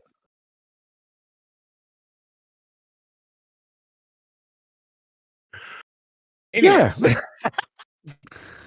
But they also like clarified some... There's an emote, which is cool. It's like a big rainbow thing. Are we going to talk about the sexualities that got announced? New sexuality just dropped. Bungie clarified basically what certain characters were, right? Like, isn't Drifter? Oh, I didn't know that. Wait, yeah. what? Drifter? Wait, what? Yeah, they announced. Give me the link. Sexualities. Yeah. Give me the link. I forget. I don't remember who's what. I can't wait. Okay, wait. Let's do a game. I want Cog to guess what the sexuality is of the character, and then we'll announce it, and we'll see how close he got. Okay, let's go. Let's go. Do that. Do you know? Do a game. Do you know them all? Because I don't. Sexuality game. I don't. Okay. I didn't even know there was any what's going on. Okay. Hell yeah. I just know I'm in. That's it. Ooh. And hey, people in the chat, submit your guesses, but only if you don't know. Honor system. If you don't know the sexualities that were announced, you can guess. If you do know the sexualities, shut up. Just shut up. Okay, not everything's about you. Okay, let's do this. I'm so excited for the sexuality game. Here we go. I'm getting it up on my phone. I'm glad this is late in the podcast. Hilarious. What? What's wrong with this? This is a fun way to explore sexuality. There was an announcement about this. Yeah. How they did every NPC in Destiny? No, there were certain ones. They announced 6 sexualities. Okay, so 6. All right, this is fun. Let's go. This is fun. All right, go. Fun. All right, let's go. All right, here we go. I got the blog pulled up. Don't read chat, Cog. Just don't look. All right, I'm not reading. I'm not looking at it. People are spoiling. Okay, Mm-hmm. here we go. Okay. Where is this? I thought it was in this blog post they did the separate. No, I don't know where it was. All right. I have a backup plan. I'm going to go to the Paul Tassi article. Well, I know one, so I'll ask. Okay. What do you think Drifter is? Well, Drifter at least gives me. So the category is like gauge straight. That's what we doing. Like what are we doing? There's some varieties in here. No. Okay. No, you can. There's more than that. They get a little wild with it. Yeah. So okay. Oh, see, I don't know. Okay. All right. Yeah. So I found them all. So the Drifter. Okay. Here we go. The Drifter. I'll give you a hint. Okay, give me a hint. You cook with. Great. He's not straight. You cook with this. Not straight. Oh, really? He's pansexual? Yeah, he's pansexual. Oh, I didn't know that. Oh, so Drift. Okay, all right, Drift. Get your thing on. Okay. All right. Yeah, he's pretty much all right with. Yep. He's all right. Yep. What's up? Nimbus, upcoming character from Nightfall. Oh, that's a Cloud Strider, right? I have no idea. Correct. Nimbus is lesbian? This is actually a gender identity, not a sexuality. Sorry. What? I haven't Are seen they this character. Non-binary. Nimbus. Non-binary. It's the one from it's the one It's the that Cloud that was Strider the from main, Neomuna, like, right? new NPC showed, The one that we Liam. saw, the single male looking character, that one? Male appearing? Probably. Yeah, there's like I a would big describe wallpaper them out as there. androgynous. Androgynous. So I would- Okay, fine. Let's go. Little androgynous character. Okay. Mhm. Mara Sov.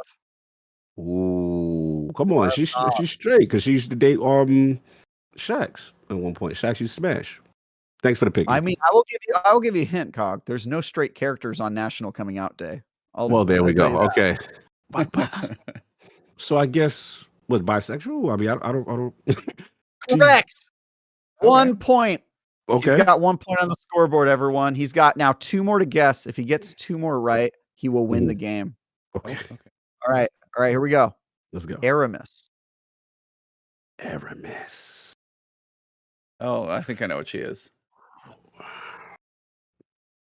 Damn, I didn't be reading them lore books. Damn. I might have to tap out. Oh no, you're gonna guess. I mean, Just I'm gonna throw a guess. I'm gonna say bisexual as well. Incorrect. She is a What? full-blown lesbian. Full-blown. Oh, it's okay. She had love for Ido. She had love for Ido. She's grooming. Ido. All right. And that was hilarious. Okay, continue. Saint 14. Oh, come on. Like, we know that. Yeah, we know. That's Yeah, the homie. Saint Osiris. Yeah, That's my easy. man. Homie, Yes. but who does the homie Yeah. lie with? He lies with my That's what man. we He lies with Osiris. Yeah, that came out. That was the big thing. Remember, it was the big people. All of they feel. I'm like, nah, I'm riding with. On a Oh, conversation. What do you think his sexuality is? oh, so say 14. Saint He's 14. gay. Yeah, he's gay. Correct. All right, man. You got 2 out of 5 in guess that sexuality. The game. This is the new Yes, long it running is. segment. Right, long running segment. Guess that. No, this is not a long running segment. This is a one-time thing, guys. We're gonna do it every time we have a guest. I'm I gonna like make this. Cog guess their sexuality like on. this. No, What we're it is. not. That's not happening. Stop Yeah. that now. Shut And up, they're gonna Travis. have It's to tell over. us. No. I don't mind the game. I think Anyway. it's dope. I think it's dope. Travis has left the phone call. Whoever I'm said down, he I'm got down, Drifter Joe. right, he did not get Drifter right. Okay, I did we not had to get tell that him. right. Yeah. Robert, we said Osiris like robots. He ain't gay. Yo, y'all stupid. Hey, does it count as gay if it's a robot? That's what he said. Yo, he ain't really gay, bro. That's funny. I like that. I like that. That's good. That's good. Shout out to them. This is a fun game. So they sent me the link. I want to see that they I didn't know they made an announcement. Yeah, I don't know so what where it they is. did- I'll have to dig for it. They But showed photos of the characters with the different flags behind them. Behind them. So that's yeah, Salute see, the I- national coming saw out there. that. That's what's up. Well, the beginning of now it's my turn to make Travis excited. Woo! You ready? that didn't get me excited enough.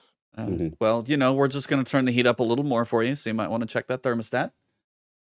Starting in season 19, players will no longer be able to obtain the following items.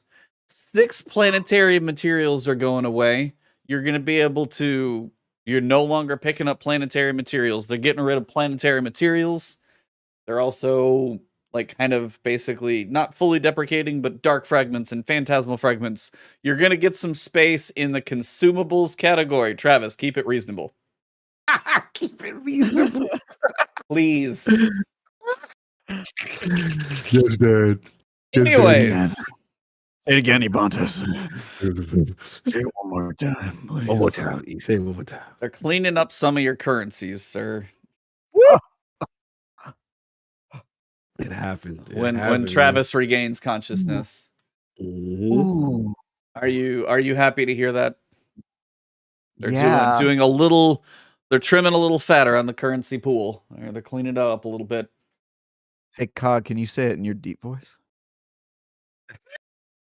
Can't say it when you set me up like that because I'm gonna laugh. Say it in your deep voice. What do you need me to say, sir? You just say that they're getting rid of currencies in Destiny. They're getting rid of currencies in Destiny. They are Sounds good. consolidating. All right, if this one gets demonetized, you guys are gonna learn. Yeah. All right. If I get demonetized on this one, I swear to God, this episode, wait, this is straight in the demonetization bushes. may as well just turn off monetization now. I don't know. We've been left. We did the sexuality game. We got I'm just turning off ads. It's all gone. No more sexual. This is Campfire After Dark. This is clearly Campfire After Dark. Yeah, monetization. Let's just turn that off now and save it. Gone. Extra money for this one. Yeah. If you guys are enjoying the show, feel free to drop a super chat or anything like that. Because ads, nothing. Just pay. Said we'll hook Ebontis up a little extra. You know what I'm saying, for the suffering he had to go through to take one off to make up the difference. But they actually said $5 for Travis to do that again. DJ, you're so DJ only $5. Man, you're cheap. Oh yeah, he put out $5. $5. That's all it takes. I'm cheap. I'm cheap. Oh, that's fair. Yeah, that's true. Travis is cheap, but true. I am doing this for free, just to be clear. I have no stake in the monetization of this video at all. I just don't want to get a flag. That's all. These aren't exactly like profitable. I just don't want a big giant mark on the record there. Just put your calves up on only calves. We're gonna make the difference. Onlycalves.com. Onlycalves.com. Yeah, I'm starting my own website. Look at that. Hey, right on time. They couldn't have done that better. Bro, this is an all-time classic. Oh my God. Right now. The timing of that. The timing is magical. Now, I'm going to hide that from chat, but if you guys are listening to audio, right at that point in YouTube chat came in Tinder-hot-.xyz, best adult dating site, like just absolute garbage, like shouldn't be on YouTube.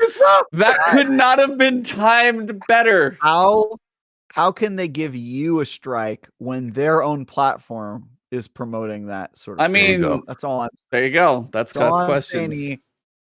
Plausible. All I can say, we couldn't have planned that if we tried. That was magical. Thank you guys for being here live to see that one, because that's greatness. He said they listening. They're listening. Oh, you called. Oh, we're here. We're here. Yeah, right on cue. Travis called right on cue. Thanks. But basically, you are no longer going to be able to obtain Dustlight Shards, Microphasic Data Lattice, Helium Filaments, Barium Bows, Spin Metal Leaves, Glacial Stalwart. Not going to pick up anymore. You will be able to still dump that into Rahul every so often if you need Glimmer. Till it's gone, and then at some point you'll probably just run out. I love this. Like, one of the major goals that we have with the economy team in Destiny 2 is making the game more approachable for new and returning players. Yep, this probably, the more of this that they can do, the better. Yeah. So yeah, clean it up, make it simple. This is a good thing. Also cleans up little inventory space. They also said in Season 19, so you're going to be able to exchange those for some Glimmer. Also, those dark fragments from the Dreaming City, the phantasmal fragments from the moon, the Here Always pieces. I have 3,000 of those things. Yeah, you get them for crits on Europa, and they happen at so yeah, of course. So basically anything that requires those no longer going to have a cost, like Ascendant Shards and Prisms. They just won't have a cost anymore. Now here's the big news. Everybody hold on. Let's go, baby. Let's go. Public events are going to be dropping Glimmer for you now. You do a heroic public event, you're going to get 10 to 12,500 Glimmer. We are going to be swimming in Glimmer, guys, farming those public events for Glimmer. They literally added value to doing some content.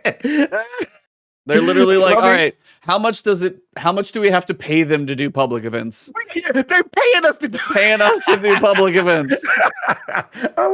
Now, I will say though, for new players, though, cryptocurrency? Are we mining crypto? Is that what we're doing? Yeah. No, but I will say for newer players, though, if they're just randomly doing basic stuff and they're do a couple random public events and they have 25,000 more Glimmer, that's actually not bad for the newer players. It's not bad. We're not going to care about this, but for the new player, it's actually, I'm good with that. Correction. Ascendant Shard is the golf ball, right? Yep. So they say how much for the golf balls? For how many legendary shards I got to give? 50? That seemed like a nice deal. Is that correct? It's 10 enhancement prisms, 50 legendary shards, 50,000 Glimmer. It's still the same. It just doesn't have the planetary material in there. Nothing has changed. Just the Okay. planetary material is not listed. Got it. Got it. Oh, I'm so happy. Yeah, because it used to be that third Oh! level requirement. Yes, you're right. Contain you're yourself, right. sir. Yes, that's huge. That's All I huge gotta there. say, guys, is currencies in Destiny are out of goddamn hand. Mhm. Bungie, thank you for watching the show. Thank you Yes. for titillating me, let's say, earlier in the show. Yeah, monetization's with already this gone, so great just news. enjoy the laughs, guys. Ebontis, I'm sorry. I love you very much. But I'm sorry.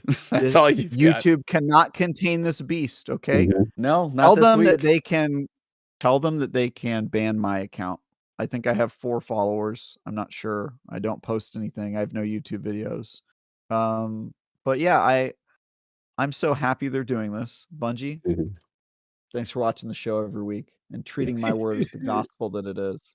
Creative director Travis Northup, creative director of Lightfall.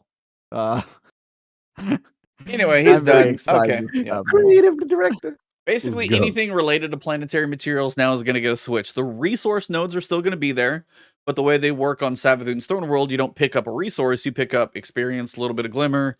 So those are all going to work that way. Like Devrim K, you're not going to have the reputation base that anymore. They're going to do a couple tweaks to Devrim and failsafe. So nothing major, but a couple little tweaks. Like the ghost shells, you're not going to be looking for the resource anymore. So they're getting rid of some of the mods. So just anything related to those, just kind of feel like it's going to get cleaned up and probably going to be glimmer, legendary shards, XP, whatever. That kind of sums that up. Brazil has entered the chat.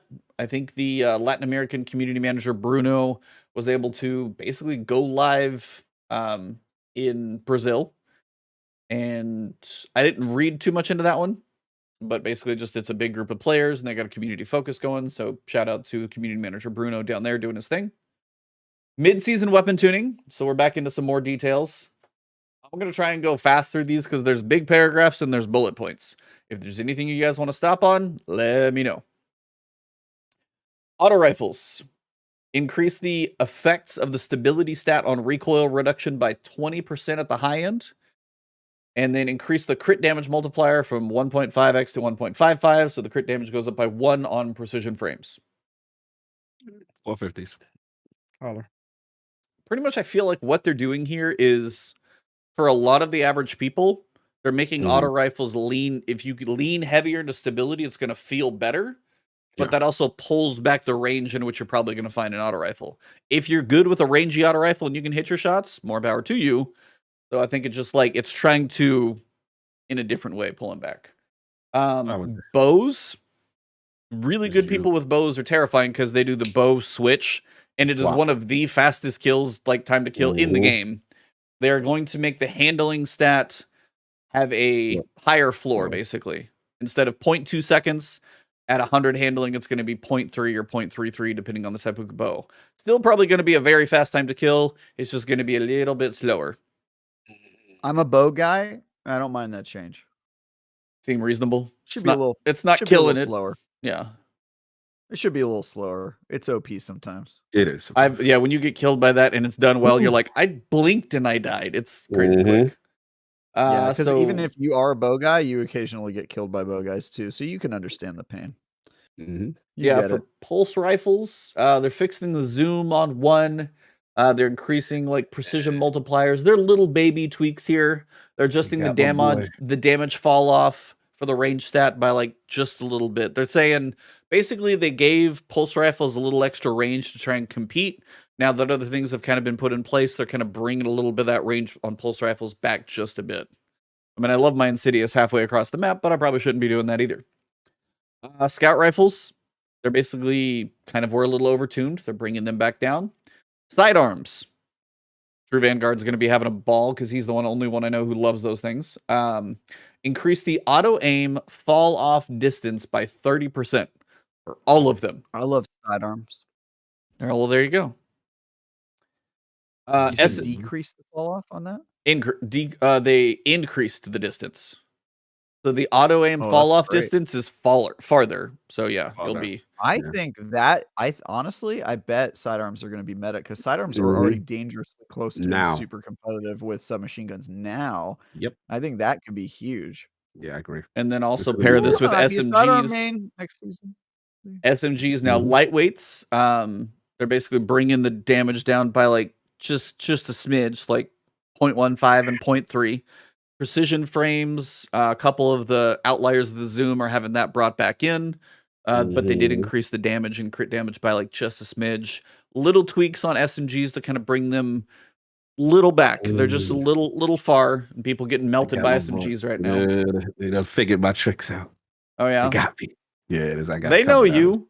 They got all right. Cog. Melted He's on this anti-meta. We follow everything he does. He's having success. We're gonna squish it. Yep, I'm the hippie. I'm the hippie of the meta. Main ingredient.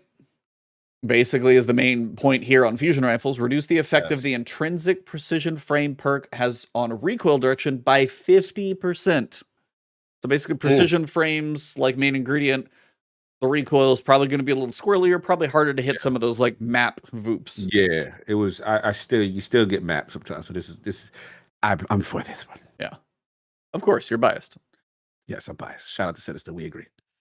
Glaives. In PvP, the damage reduction goes from 75% to 50%. And damage from player supers unchanged at 50%. But non-players, if you ever want to stay alive, by the way, in PvE, hold a glaive up and put up a shield. It is a 97.5% damage reduction. Yes. You can stay alive in a GM for a little while with that, probably. And then there's that, what is it? Unstoppable shot. One of them perks that Unstoppable force. Force. Yeah. Oh, that's a crazy build with that. Yeah. I got a, what's that? The Nazareth. Nazareth's Whisper. Ooh, sick. Yeah. Really good. Sniper rifles increase the settle time after receiving flinch. So basically, I would imagine if you're aim down sights, instead of like getting flinched and then coming back quickly, it's just going to take you a little bit longer to come back to where you were. They did reduce the received flinch in PvE. I'm totally fine with that. Make snipers as easy to use, like much easier in PvE. And they're also working on helping them. Look he gave you was hilarious. I was like, I definitely have, but thanks. Anyway, I'm sorry, I don't hold it like this. I don't. Oh, what you got? I took offense. Yeah, you should. What does that mean? I felt that was for me. Why? It's for both of you. Wow. Wait. That I'm going to okay, all right. Well, here we go. The Dallas comes out. The Texas is coming out at you. It took a little bit of time, but we get it now. He's got that. I gotta live up to the Texas guy once in a podcast like this. Okay. Oh, we went on the demonetization is all the way this, YouTube. Remember this. Yeah. Anyways, sniper rifles that we covered. Tracer rifles, they said the effective stability stat has on recoil reduction at the low end. They bumped that up by 10%. At the high end, 25% more stable. I still feel like tracer rifles in PvE just are not. I mean, the exotics are kind of fun at moments, but a normal tracer rifle in PvE does not feel like it does enough. I haven't messed with them that much, but they just don't feel great. The one, the Dares one. It's really good. Okay, I'll have to test it out. Give that one a shot, and I think it can run with incandescent on it too now. Yeah, I have not done my Dares grinding. And they got the origin trace. Jump in there. That one is getting really rave reviews, but I feel you overall with that. Just like clip that hold. Yeah, that'll just be like somewhere. I'm just gonna get a fraud alert from King on that one. Rocket launchers, they're going to increase the blast radius by 0.4 meters because they want them to have a better chance at multi-kill potential in PvP. Like, all right, whatever. Doesn't feel like it's going to do a lot. Let's see. Rangefinder, they're removing the additional 20% aim assist fall off boost. Jade Rabbit's losing 20 aim assist. Lord of Wolves, would you like to tell us what's happening to Lord of Wolves? Yeah, just learning about it, man. I mean, to me, the biggest thing is they're doing the 40% additional PvE damage when release the Wolves is active. That is huge. They removed the aim down sight accuracy penalty from 10 times to 3 times. Removed the 25% universal base damage buff. Okay. And then removed the 50% critical hit multiplier penalty. Added full auto as an intrinsic perk. That's cool. Look, it's going to be beast in PvE. It's a very highly underrated gun in PvE. PvP, not so much. They had to get it. It was impressive. I love that gun. So I don't have too much problem with this. I just want to see how it performs in PvP in general now with these changes. But I ain't got too much to say on it. I know Lord of the Worlds was out of control. I know. No time to explain. Reduce the recoil from 90 to 73. Just kind of giving a little harder, basically making it a little less good. Also reduce the aim assist by 5. Risk Runner. They reduce the damage reduction against players when Superconductor is active from 50% to 15. Whole lot of ARC people running around. Future items. Special ammo linear fusion rifles. Lawrence and Arbalist. Auto aim reduction, and flinch tuning. As long as they don't make me flinch in PvE, they can kill those things in PvP for all I care. I don't use them in PvP. People abuse them in PvP, so they definitely need, like... Yeah. Because otherwise people are going to scream, just make him a heavy. I'm like, no, don't mess with my PvE fun. Machine gun balancing. Make them a better heavy option in PvP. I'm not entirely sure what that means. Less shots to kill, more ammo. I don't know what that tweak is going to do in PvP. Reduce the difference. They're not competitive with pretty much every other heavy in PvP, so that makes sense to me. Reduce the difference between them and other heavy weapons in PvE. If you're going to buff my machine guns in PvE, I'm good. Because they really are not DPS weapons. I mean, they're not. Like, Thunderlord can kind of do some work now because it's like just fire and not stop with the catalyst. But most of them, no, you're not doing good DPS. Make them... No, and then just, Xeno. Xeno is good for DPS. But again, exotic. Legendary. Oh, actually, there's one that's criminally underrated that I've been using. The one with the gives you the shield. The big bubble. Still an exotic, but heir apparent. Yeah, it's an exotic. Yeah, you're right. It's the legendary machine guns. Completely agree. But heir apparent, y'all, do not sleep. It was unaffected by the machine gun buff where exotics didn't get the buff. That one was unaffected. It got the buff and exotic got the buff. Thunderlord's the same way. Like, they're fun to use now. I love heir apparent. And it says make them less punishing to use for ad clearing. Now, I don't know what they mean by that. Is it like ammo economy state? Because that's what I thought they wanted them to be. To be honest, if it's not, in my opinion, if it's not a 900, they really, because like, you know how I can know? When we're doing King's Fall and we're doing, what is it, totems, the one where you go to both sides, that's the one where you go, not totems, the one where you got to fill up the plate and put the Death Singer's power into the thing. What's the name of that encounter? Y'all know what it is. But anyway, when you got to kill them little, the takens that zigzag. Oh, yeah. If you don't got Thunderlord and you got a regular old, it's not a go. It's totem. Thanks, DJ. It's that joint right there. It's not good for like quick ad clear unless it has some intrinsic perk like an incandescent or a tombstone. But if you're trying to get a bunch of ads, you can kill them, yes, but it's really terrible in that encounter unless you use a Thunderlord, in my opinion. But 900s are fast. Those are zingy. Oh yeah, they're just a little squirrely. But that's mostly it. So we got Festival of the Lost and a patch coming. Trailer that morning for Festival of the Lost on Tuesday. Normal 15 minutes of downtime. Known issues still. Duality can still kill you by ringing the bell. Still broken. People are mad about that, man, because that's just been the Pinnacle dungeon for a while, and the bell has been broken for quite a good time. Falcon theoretically, I think, could be coming to the patch, somebody said, even though it was saying here. Maybe that's something that happened on Twitter, Reddit. Other than that, nothing too crazy. Cool. Hey, what do you know? We did about a 2-hour podcast. What is that? I was going to ask Ebontis how he feels about finally having armor in the game that can go with Lion Rampant. Ooh. Oh, the new ornaments? No, I was like, I understand why people would vote for the monsters based on other classes, but as a Titan, I had to go robot. So hopefully you can, and I like the helm alone, because you got the big like visor, throw some shaders on there. It's definitely going to be, I think you got some potential with the ornaments. I know those will be fun. So it's like, I'll probably have to support that one.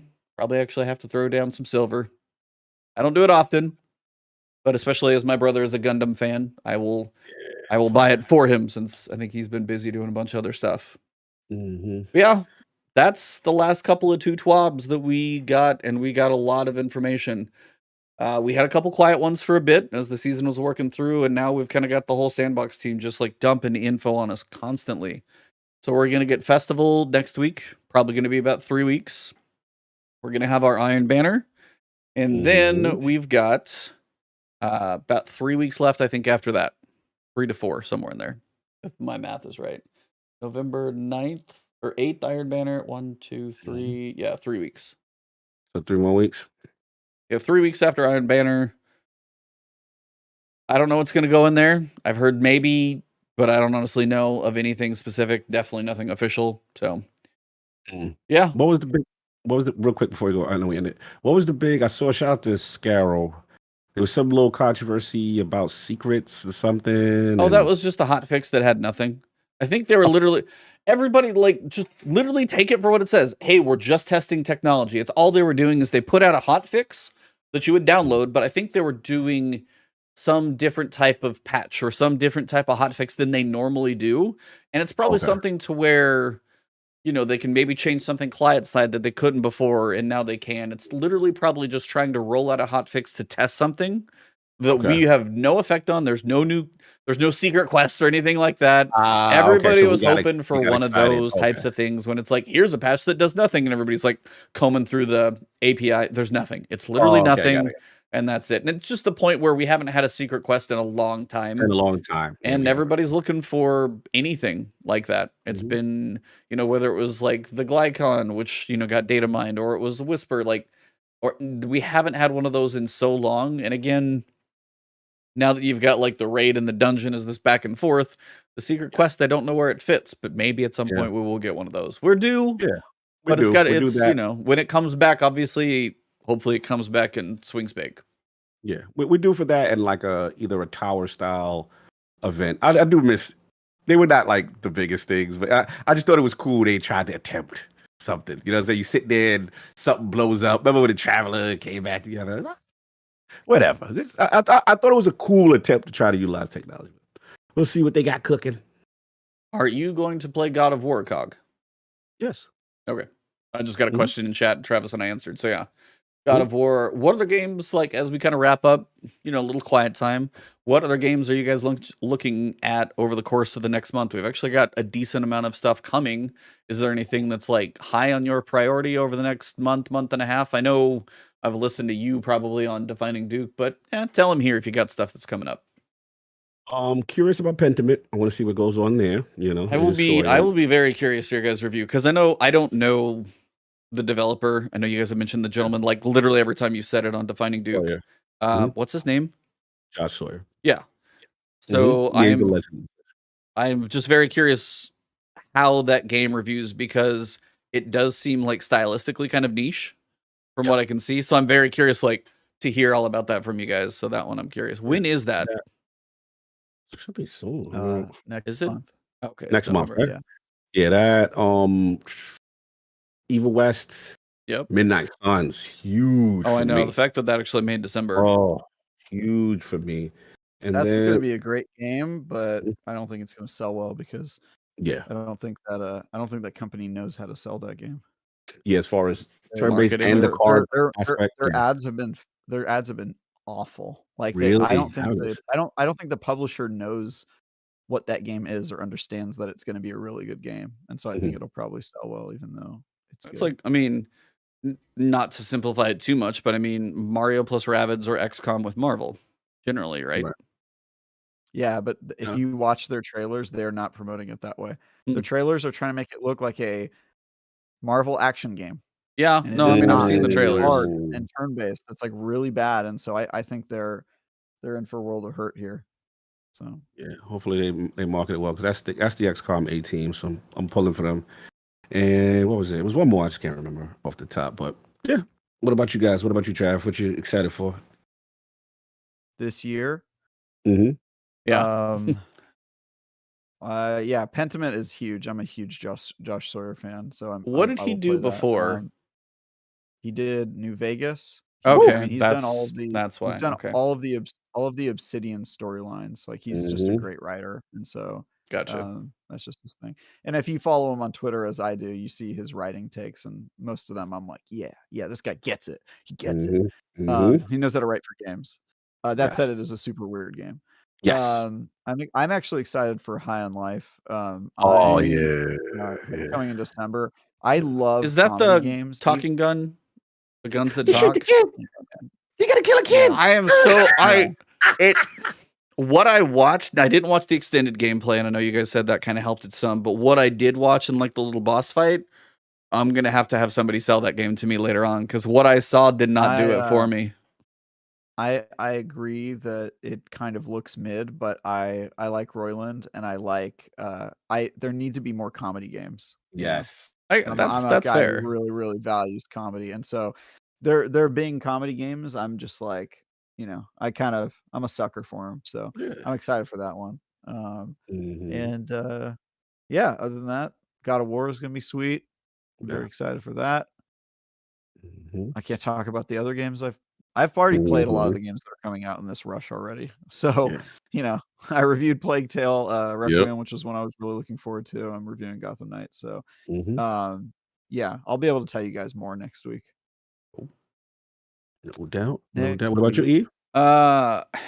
If I can find time, Scorn, I do want to play, because I hear it's not so much like, it's got some puzzle aspect to it. So if it's kind of one of those slower adventures, figuring out puzzles, but just, it's weird. I don't even know, because if you guys if you haven't watched the preview from Skill Up about that, literally watch the first 30 seconds and you'll wonder why, like, I don't even know how many people are going to be able to cover that, because man, that thing will get demonetized. I swear, it's so weird.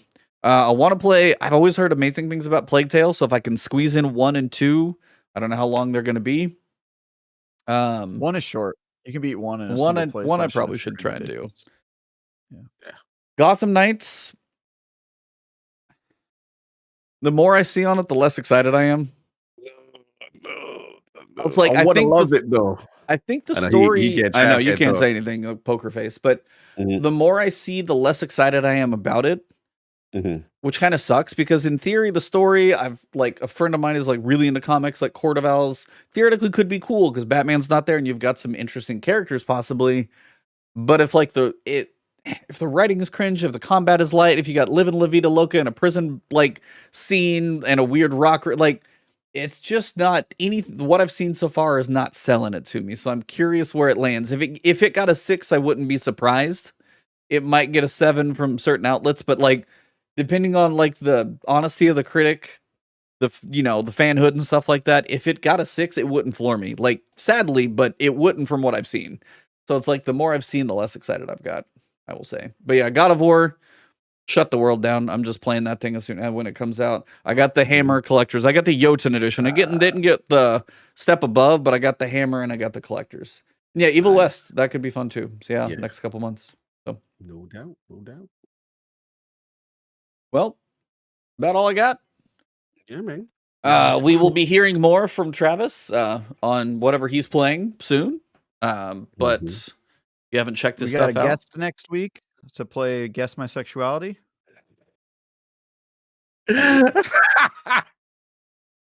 He was doing so good. He was like, we was doing so good. It would be a nice, clean way to finish. And there, when you get, when you got the bot, see the E, when you bite the lip like that, that's when you know. I'm not biting my lip. I'm just pushing my lips together. It's when you get that, he's like, yeah, all right. Mean scrunchy face. And that was the last one. Yep. This has been. All right, guys. Show's over. We out. I'll just literally end the podcast right there. Ebontis everywhere, and apparently on YouTube I am now at Ebontis, because we now have like handles or whatever on YouTube. So go check your email if you got a YouTube. Cog, any cool guests coming up or any awesome episodes? I can't watch your Edge Runners review because I haven't watched the show yet, but I'll get to that later. Oh yeah, watch that. It was fun. Shout out. You reviewed it? Yeah, we did a spoiler cast. We did a spoiler cast of Edge Runners. You did, or did you wrote a review? No, I didn't write a review. No. We did a spoiler cast on Edge Runners. Me, Maddie, and Chris Reagan, and then what else? This week, big one. Jez Gordon was on Duke. Very big episode. Check that out. Is it a 4-hour show? It is almost a 4-hour show. Anything I've seen him on that you're on, those are long shows. Yeah, Jez was in his bag. We started talking about the UK aspect of the whole Activision Blizzard King stuff. We got some more stuff cooking up. Stay tuned. And then what else? ILP will be back this Sunday. It'll be a shorter show because I do have to travel. My flight is Sunday night, so I know shorter show and ILP doesn't seem like it goes together, but it's going to have to go together. What is short for you? 2.5 hours is Yeah, going that's to be shorter where for that's, you. that's I turn in the- sometimes and I'm like, you guys are still live? yeah. And I'll look, I'll like Get scroll down. back through the timeline. 4.5 hours later, the show started. I'm like, oh my God. Oh, my man, dip down. Edgerunners Spoilercast is on Last Stand Media YouTube. They made it free now, so it's not on Yeah, behind the I saw it Patreon pop wall. recently. Go check it out. Yeah, so you can go check the Last Stand Media's YouTube. You can catch it out. I know that's right. He's animated. That was his joint. Yeah, salute. But yeah, that's it on that. We probably gonna be doing more live streams. Me and Addict. People really like when we did our Grounded live stream. Yeah, with the I caught a Lord. bit of that. Yeah, it's fun. So we probably be doing more of that. I'm see if I get back in there Saturday with them. We'll see how my schedule go. What about you, gentlemen? What do you guys got cooking? Travis is under NDA. I already did mine. Yep. Mhm. Go follow him at IGN, and if you want some Twitter takes, do that too. For me, it's Ebontis and now YouTube handles and Twitch and Twitter. Basically, if I can stream any of the games I mentioned, like Scorn tomorrow, I don't know if I'm gonna get to play that much this weekend, but you know, and then Plague Tale. One or both of those I would like to happen in this kind of like little bit of downtime we got for streams. So twitch.tv/Ebontis, YouTube stuff. Typically, you're still going to be focused on Destiny coverage and things of that nature while we go. But, you know, if I get into other things, we'll figure it out from there. Cool. So that is all we got, guys. Thank you very much. Great show, great chat. You guys are hilarious. Chat could not have timed it better earlier when they dropped that wonderful nugget. If you weren't here for it, hopefully you guys kind of got the gist. But for episode number 219, 19, because I can't talk. 219. It has been The last word.